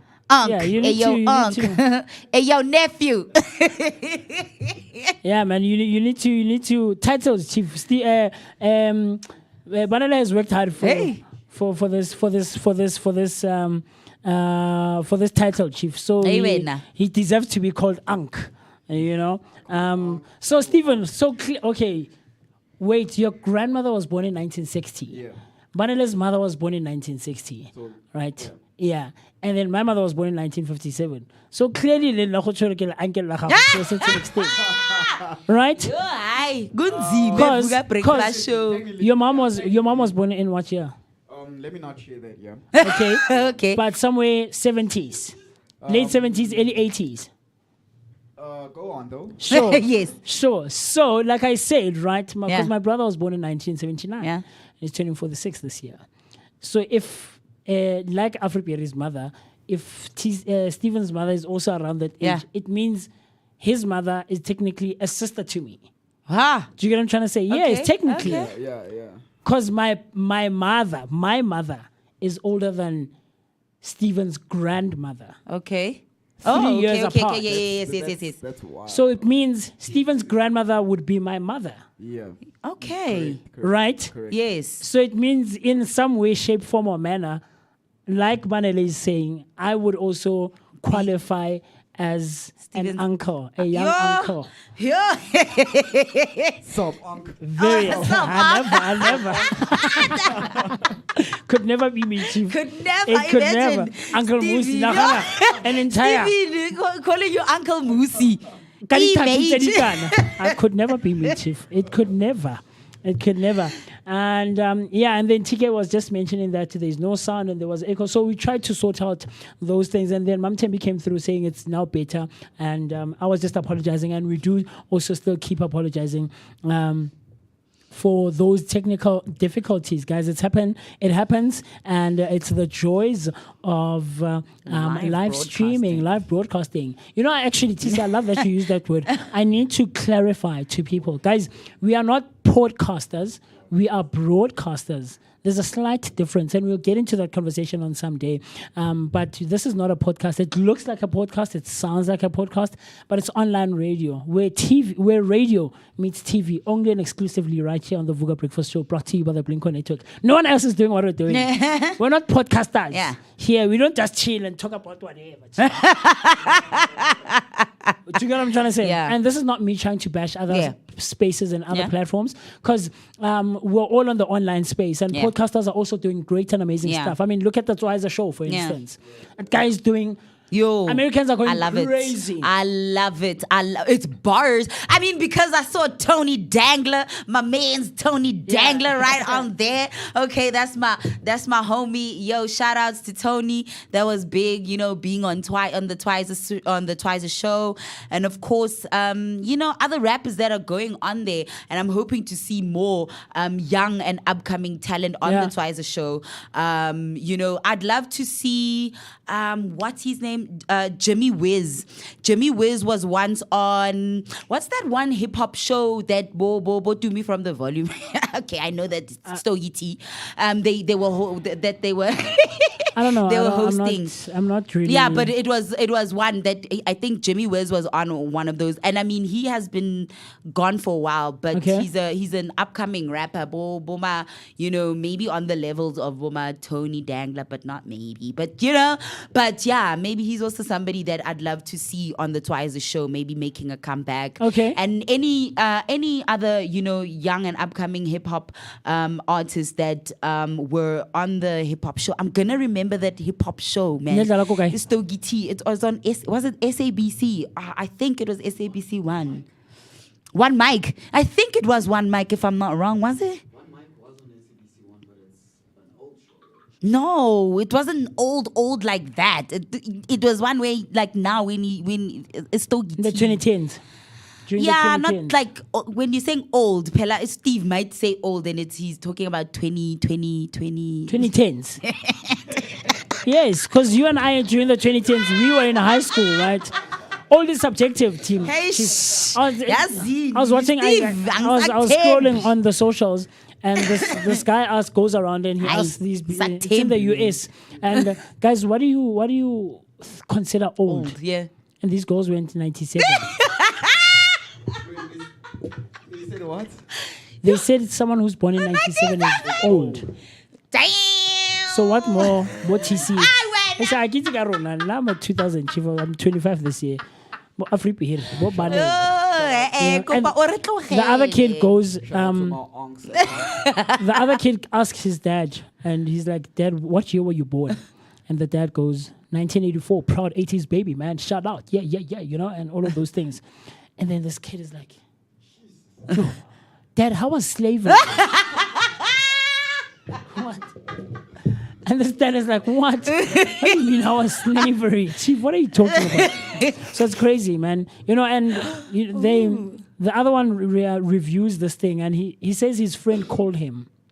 And his son says the symbol for phone with your hand, or the gesture rather, is this. Where we go, like, bro, right? Because it was flip phones. Yeah. Like I'll call you. Yeah. And for them, it's this, because whenever I see the phone, do you get what I'm trying to say? They never used like flip phones. They don't know the Sony Ericsson. Like, my mother, bro. yo guys, okay, expose. I know. Mama nanale Ericsson ya stena. You remember get that radiation from that stuff. Remember that picture of her and I on her birthday when I shared that picture on the screen, and the tag was 1999. I think it was around that time, like 98, 99, 2000. Before the 3310 came into play, Nokia. Remember Nokia was a thing. Yeah. My mother had that Sony Ericsson email and chief. So that's crazy, man. We say phone Yeah. as a gesture, and these kids now go like this because they've never used. Because phones for them are like this. But then there's a Samsung Flip most, that one that opens. It's not the same. Okay, yeah, true. Well, I mean, I think they were the idea behind it is that, you know, they were trying to like bring back like a flip type Yeah, of thing, like- you know, but it's not the same, you know. It's like with yes, with the aerial. Konje king. Tsa ko ntlong, konje di Go bitswang? home, gonna pick up the signal from space. Landlines. Steve, Jamie Foxx in one of his skits goes, I don't think people understand the the feeling of dropping a phone on someone and going because like you can't Slamming do it on- down, yeah, yeah. slamming the phone down because you can't do it here. It's Yep. like, get off my phone. And it's like it doesn't have the same feeling. Yeah. You know, so Back back then- then it was and you can actually hear it Yeah. on the other end. So yeah, man, very funny stuff. But I know, Stephen, there's something on your end there that you would like to show us. So let's go through that one. So, but before we get to that, TK comes through, says, so Musi, you my uncle because my mom was born 1966. No, man. No, because TK is a late 80s baby. Okay. So he would qualify as a brother of mine. Okay. Right. And his mother is not that younger than my mother, or would not be that younger than my mother. Okay, okay. You understand? So our grandmothers, TK's grandmother and my grandmother, are probably also born in like the same era. Yeah. Like my mother is 57, her mother is 66. So Yeah. it's not the disparity is not too far off. Yeah. You understand? And he's older than me, Yeah, TK. So he qualifies as a brother of mine. Okay. But like your uncle being younger than you. Like my sister from my father's side, my sister's firstborn son is as old as I am. Wow. But I'm his uncle technically. Nkosi And yami. imagine Taka get to be the uncle. Yeah. But it's weird when there's family gatherings on my father's side and I hang out with my older brothers, so my cousins, you know, bononko, bokhotatso, bomangmang, ke magrot manaka, also like mid 80s, late 80s babies. And I'm the youngest of all of them. But for me, it makes sense. Like, I mean, what TK ke ploma le bone, ke magrot man, True. bona bo banele, bo tumsane, Yeah. raplom, and Yeah. you know.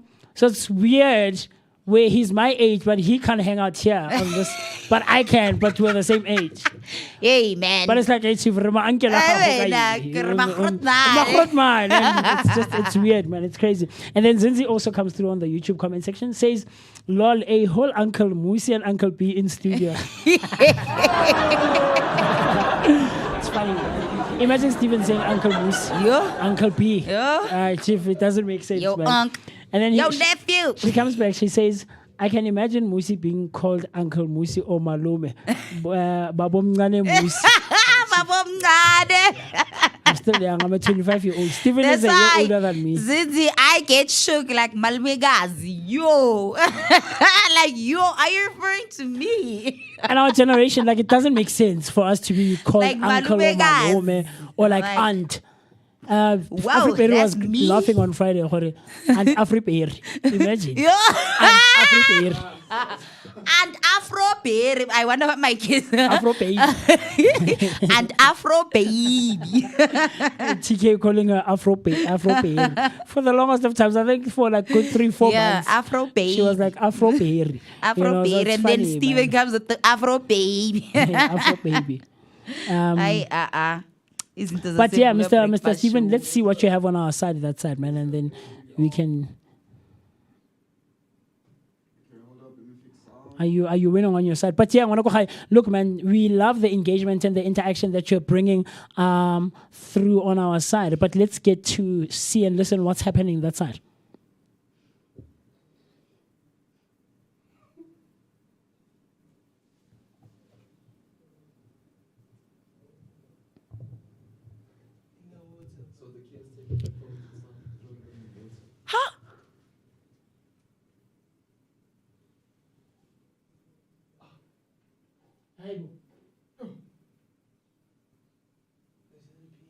When your father is angry.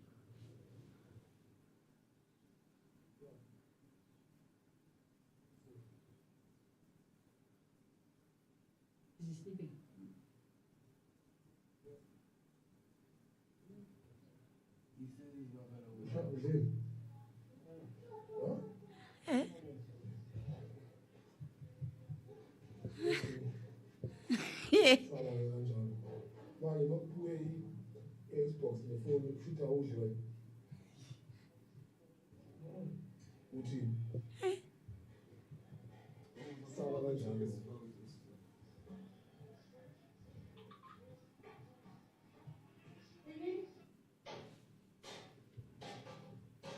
That's the father doing that. Yeah.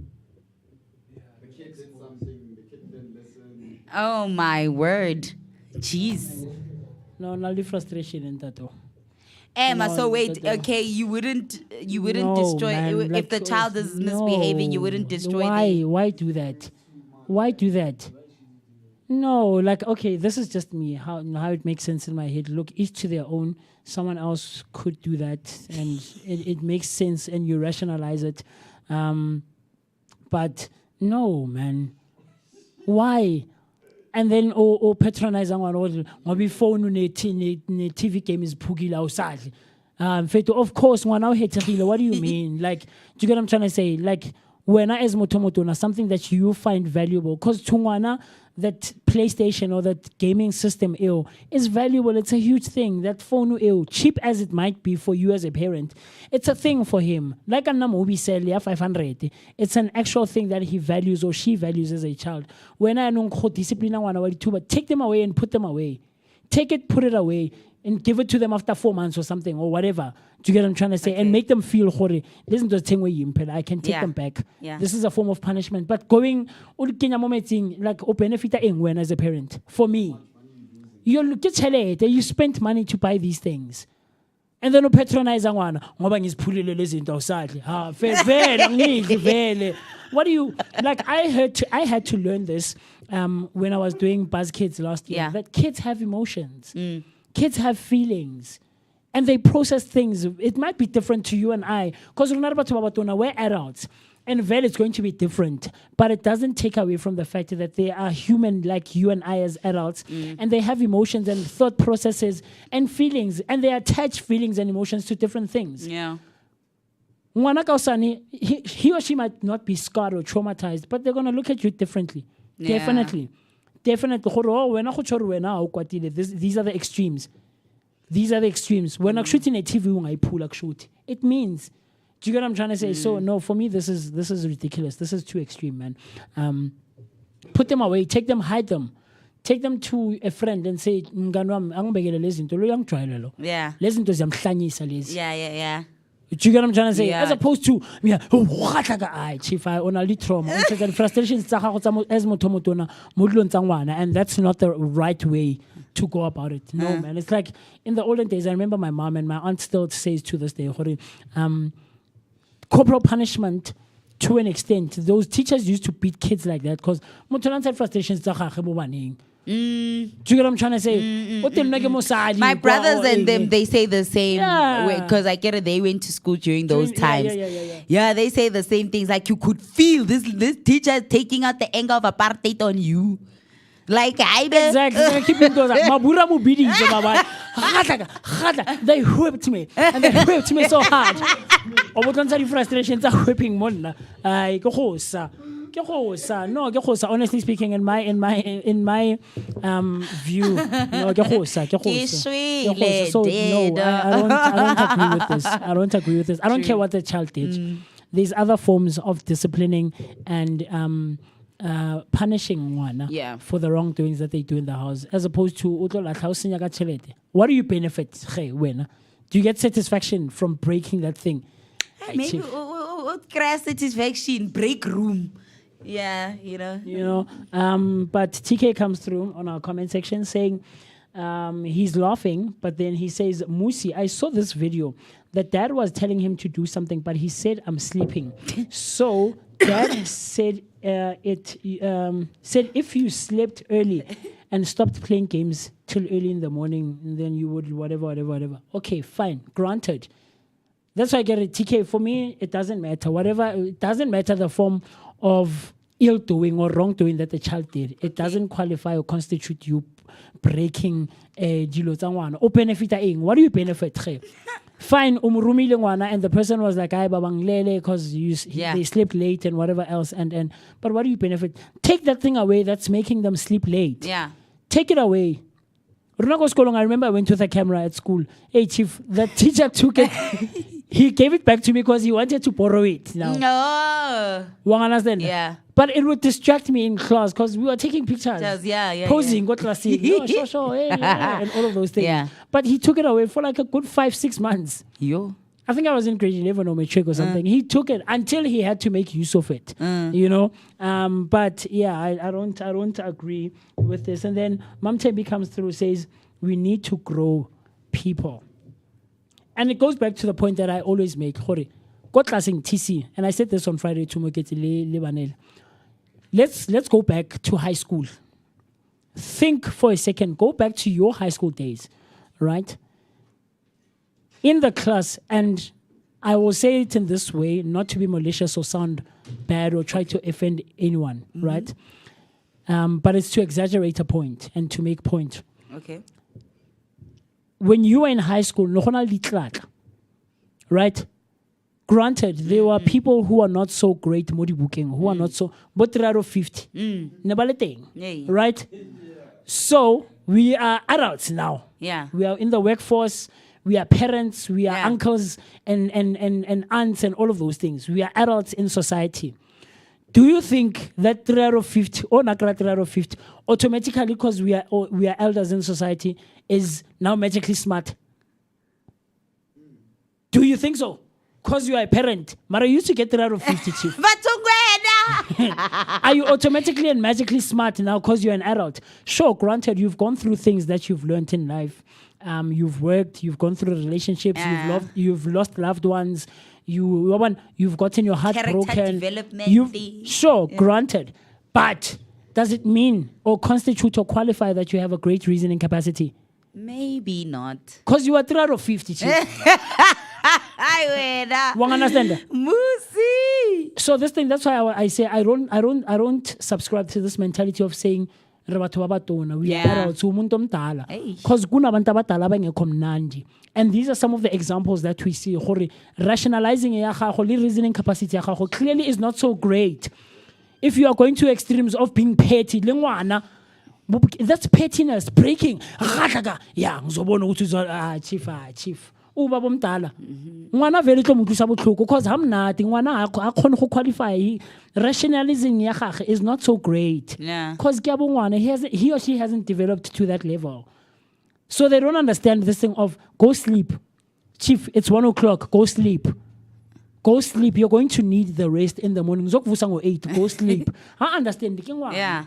Wang understand? Wena go senya no ngotsenya mo dipakete o ntshela metsi ngizobona ngifuna ukubona ukuthi uzothini awusadli manje awusadli vela ngisadli vele like do you get what I'm trying to say? Like I'm not hungry, bro. Exactly. My heart is broken. Device like chief. I put value to this thing. There's value for me in this thing. For you, it's a minor thing. You don't even care about it. You bought it. You understand? But I invest in it. But anyway, that's just my thoughts. Yeah. That's just my 2 cents worth of tuning. So hey, it's riling people up. Mam Temi says, spread your love, parents. And then Banana says, what does the Bible say about discipline and can we observe the teachings? Spoil the child. Spare the rod, spoil the child. Is that what the Bible says? Wow. And what does it mean? So like and then Nonhlanhla Buthelezi comes through. Hey, welcome, Nonhlanhla Buthelezi. We see you, we recognize you. Very cool stuff. Welcome. And we hope that you'll keep on spending some time with us. And then she says, I disagree because book smarts aren't everything. To the point that I'm making, out of 50. And I agree with you, book smarts aren't everything.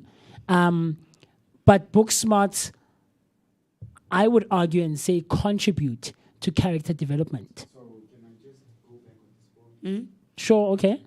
So the phrase "spare the rod, spoil the child" means without discipline, children may grow up to be maladjusted or entitled. So basically, it means just discipline the child so the child grows up proper, not growing up, not raising an arrogant child. Okay. Whereby now in adulthood you are that being, you know. Okay. Yeah. So spare the I am me. She is her. I'm that girl that I think that I am her. Yeah. I'm not saying book smarts contribute to everything. I'm not the smartest person either, whatsoever, you know.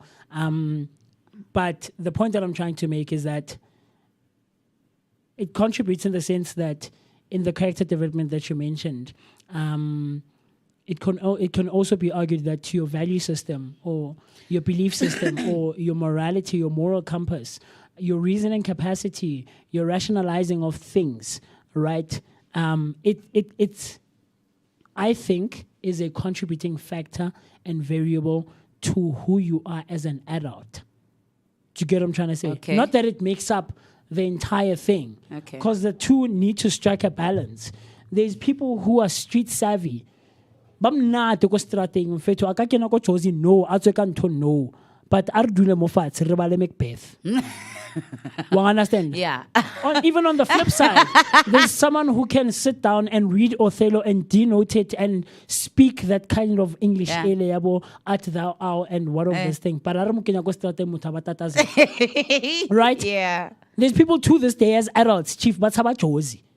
I myself was one of those people for a long time. I started getting used to the CBD because I needed to learn and go. Yeah, but you had have I to go not, through the- had I not, or that necessity had that necessity not risen up, I probably wouldn't have learned the ins and outs of navigating being in the CBD. Yeah. Now I'm able to walk hantle and understand. So it's about striking balance. Yeah. And if one, or if the scale is tipped to the one side, it lacks. Hona le mo lekang teng. Wa understand how little out of 50 wana ataka homework. Like Yeah. or how le mnate ko ntweneng mara ngwana ko strateng ba mo baizisa, would you be able to advise you? Or, do you get what I'm trying to say? Okay. So that's just me, Nonhlanhla Buthelezi. That's just how I reason it. But I would love to hear your thoughts. And then TK says, Musi, I still see you haven't signed up for the star. Wow. That's funny. TK. That's funny. Trust TK. Look, I'll be a member soon. I'll sign up. I'll make it a point, TK, that also next to my name there's a star. And then Nonhlanhla comes back saying there's people who excel because of street smarts and connections over book smarts. Each to their own. Ah, nice. Each to their own. Each to their own. TK comes back, says, my thoughts are maybe they had an argument, referring to the child and the father. Maybe. And then Zinzi says, it's really being petty because as an adult or parent, the level of maturity versus a child is not the same. Absolutely. I completely agree. What do you get out of breaking phone, young one? Wait out to phone, the person that you're in love with and you're in a relationship with. It will make a sense. I'm being petty. Yeah. This phone, I'm gonna break it. Yeah. Yeah. It's on a level of Rautwana. Yeah. Yes. I don't want to say adults, but we are adults who are in a consenting relationship. And so when I break your device, you know, that's just me. And then Mam Tembi says self-control is also needed before going too far. True. Emotional maturity, emotional intelligence. But that's just me. And then we have a tat that came through. I'm not sure who this is from. Oh, Afriberry, I think. This is Afriberry. Yeah. I'm seeing with the bracelet on the thing, on her wrist there. But Afriberry came through showing us her tat, her ink, in celebrating National Tattoo Day. So I'm sure you can see it there. The little cross with the heart next to it. Very cool stuff, man. Very cool stuff. Z, are you someone who has a tattoo? Maybe. Mam Tembi, maybe in your younger days you got inked. Send through those pictures, man. If you also, because you're a first timer, you're watching, you're hanging out with us, are you someone who has a tattoo as well? Please, would love to see those pictures before we get out of your hair. Banela coming through saying, at Musi, so do we spare the rod? Hey, chief, it's subjective, each to their own. I don't really believe in putting your hands on anyone in general. Raletsogo, hands of steel, sandal. To see what's here. I don't, honestly speaking. It's funny. Raletsogo, hands of steel, sandal. So how would you go about disciplining? I'm a huge communicator.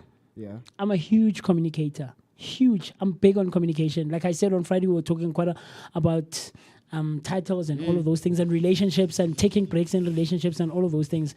I'm big on communicating. There's you can discipline one through sternness in your voice. Just being stern. I'll look for the video that I once saw. This little baby, it's a little baby, is giving attitude to the mother. The mother's like, hey, you need to sleep, Wena. You need to sleep. No, I don't want to. And then the dad walks into the room and says, sleep. Immediately, that baby jumps into the bed. Have you seen it? That baby jumps. He clicked his room. Sleep. He jumps into the bed. So it's just about who you are as a parent, as an individual in general. Yeah. You know, the energies that you carry around. Yeah. When you walk into the room, are you someone who commands the room and it's not what's because fear is something else. Yeah. We're not looking to be feared here because that's another thing. Parents tend to instill fear in their kids. Yo, baba magangekho kumnandi. Yeah. You know those kinds of households. It's uncomfortable, it's awkward, and stuff like that. So, Mr. B, I honestly don't condone putting hands on anyone. But there's other forms of disciplining Bananje in general, you know. Because it goes back to the conversation we had on Friday of umntwana okhuliswa umphakathi. The child belongs to the community. You know, ngwana okhuliswa ke batswadi ba bang ko strateng, and these days it's risky, man. I don't care what the child did. I myself don't beat my child. There's other ways you could have disciplined them for assault, you know. So there's things like that. Bana banaldi rights, you know. Mutaibo pisa umama like name charges against your parent because they beat you and stuff like it's. Though I will say that there are other people who would argue and say sometimes you know, and I don't know about that, but before we get to physically like going toe to toe or like beating one with a slipper or a belt or your hand or like smacking them on the buttocks, like communicate, talk first, you know. But that's just me, Mr. B. I don't know. Talk to me as a parent to a little girl. Would you put your hands on Uluntuza? Umpilo, you know. And then last comments coming through. TK saying some people need a hand of steel. Hey, what TK about you know those kinds of people? Hit first, ask questions later. I don't know. I don't believe in that. And then Zinzi says, lol, I don't have a tattoo. I love it one other, but Mina, I am scared. Oh, she said, I'd love to get one, but I'm scared. The only ink I ever had was a big pen, Stuka, Baho Stukil. And training, the pencil and the pen combination. Yeah. And then Black Maning, hey. Nice one. How late is a Black Maning coming through, man? I see you. Says, I think Musi, you were supposed to be white, eh? But wena maningi kuningier. Sorry about maningi lo botike ke baba re shayindota baba. Shayindota ibeke phansi baba. Mane maningi ke le haule ntsizwa. So ene ko dintsizwa nke ntsizwa I never. Stick fighting. Ai chief They fight the ara khodiswa ya lo rena go magarona bo haule ntsizwa. Indota ndoteni. I don't believe in that. So look man, guys, we've been talking about stick fighting. Yeah. Go start nga rena dio tseo. Sabo that's on a culture. We don't have such things. Maybe you know my grandmother always says that Stona is khoa. Like in the sense that of all the cultures in South Africa, I think she qualifies that Stona is the least it's least aggressive and complicated and complex. Yeah, like think about it. Think about it. I mean, the Venda and Tsongas do have that thing. Where they also do that fighting thing. Tonga or something like that, right? Zulus have stick fighting, Xhosas have stick fighting, Basotho ba le bone holla molamo ntate holla koto, right? Ai kiskarako chief. Maka. Hayiyo ko Setswaneng, let's research it. Hayiyo wherever Northwest Northern Cape ukila bona Batswana ba re ka tlokoka ra tsena ka mo fotla a gona dilo tse. There's no such. Guys, please jump on before we leave. In the next 2 to 5 minutes, we're leaving. We're getting off the stream. Wherever, TC, you are a 30 plus something young lady. Ukila utla Batswana ba re ba lo lwana ko thabeng or ko motseng or ko mosimong or ko masim or wherever, ever in your life. Nix. You can't think of it. I haven't really been around many Tswana. Okay, wait, let me not lie. There isn't. You've never heard of it. Because magwala.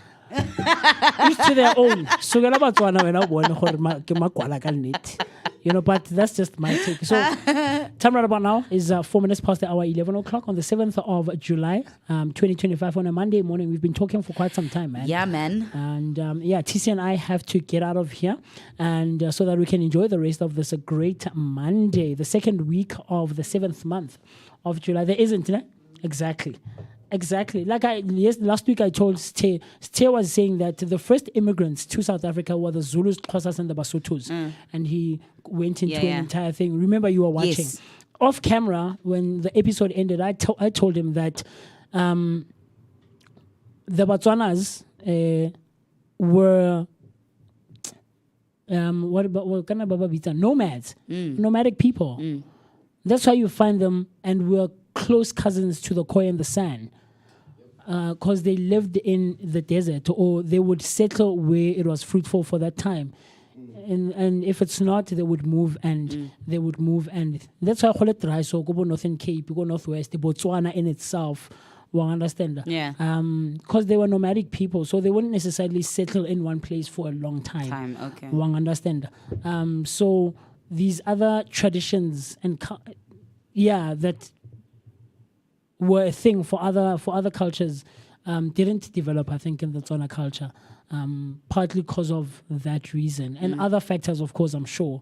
But yeah, o ka se utlwe gore go na le dilo tse dingata ko Setswaneng he o koko ka bana maga shata kumele simthenge lingubo eng a gona dilo tseo a re nyala ra nyala wa laiwa fela as ngwana moshimane wa laiwa sentle gore mo lenyalong go yana le yana and go fella for, but we learn, and perhaps you might have a couple of thoughts yourself. So with that being said, TC, last thoughts on your side? Well, I'm trying to figure out what is this. The bad news is time flies. The good news is you're the pilot. Yeah. So I think that is a quote by Michael Alschuler. Yeah. So it's the bad news is time flies. The good news is you're the pilot. That's the final word from me. Yeah. UTC Gamazbuga Shabalala, your prime cut creative and a positivity dose of the day. Umam Shengu omuhle indlovukazi yakwantu ngithi kunina bayede. Keep being intentional, keep moving forward, and of course, don't you ever give up on your dreams. And of course, Vukuzenzele, because we are the woke gang. Vukuzenzele, get up and get it. Vooka Nation, keep safe wherever you are, and of course, come back and be with us tomorrow. Yeah, man. Last comment coming through from Ubanele, guys. This topic, this discussion, conversation is getting people, involved and engaged. He says, but there is a difference between beating a child and administering discipline. When talking doesn't work, what do we resolve to?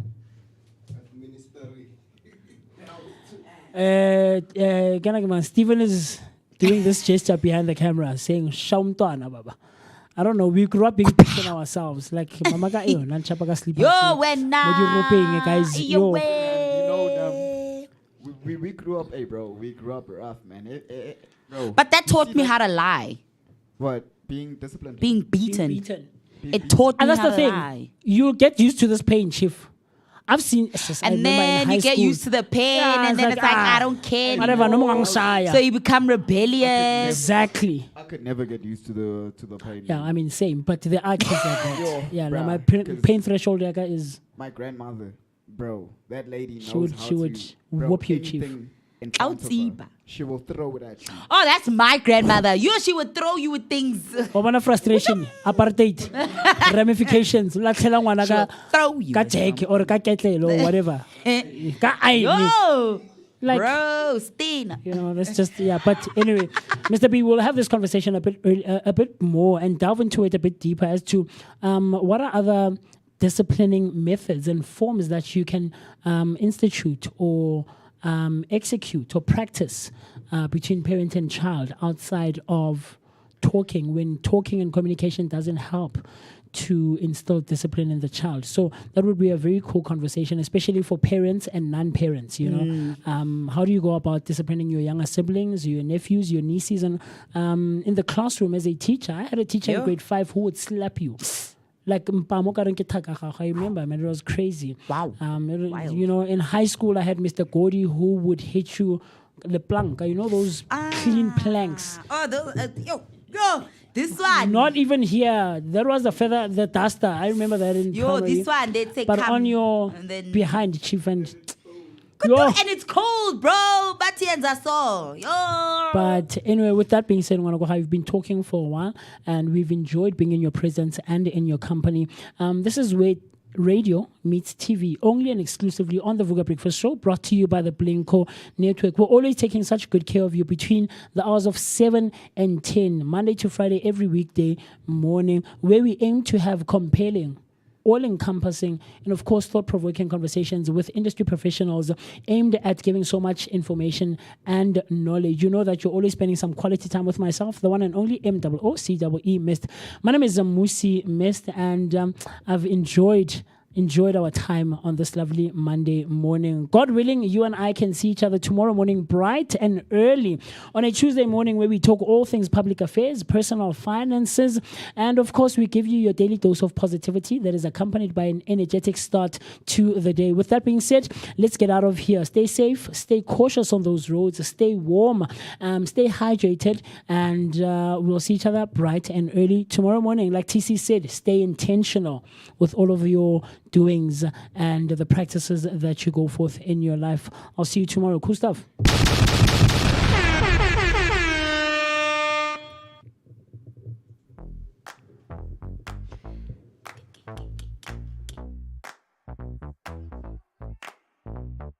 Honey,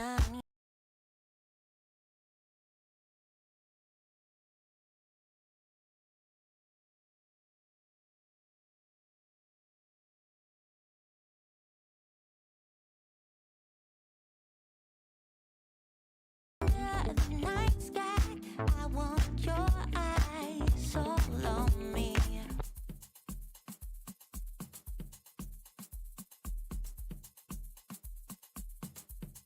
Spread your love.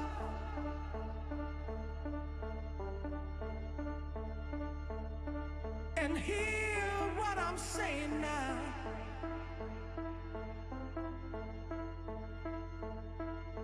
Spread your love.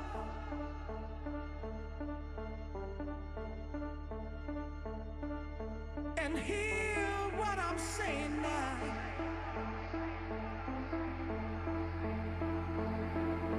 Spread your love.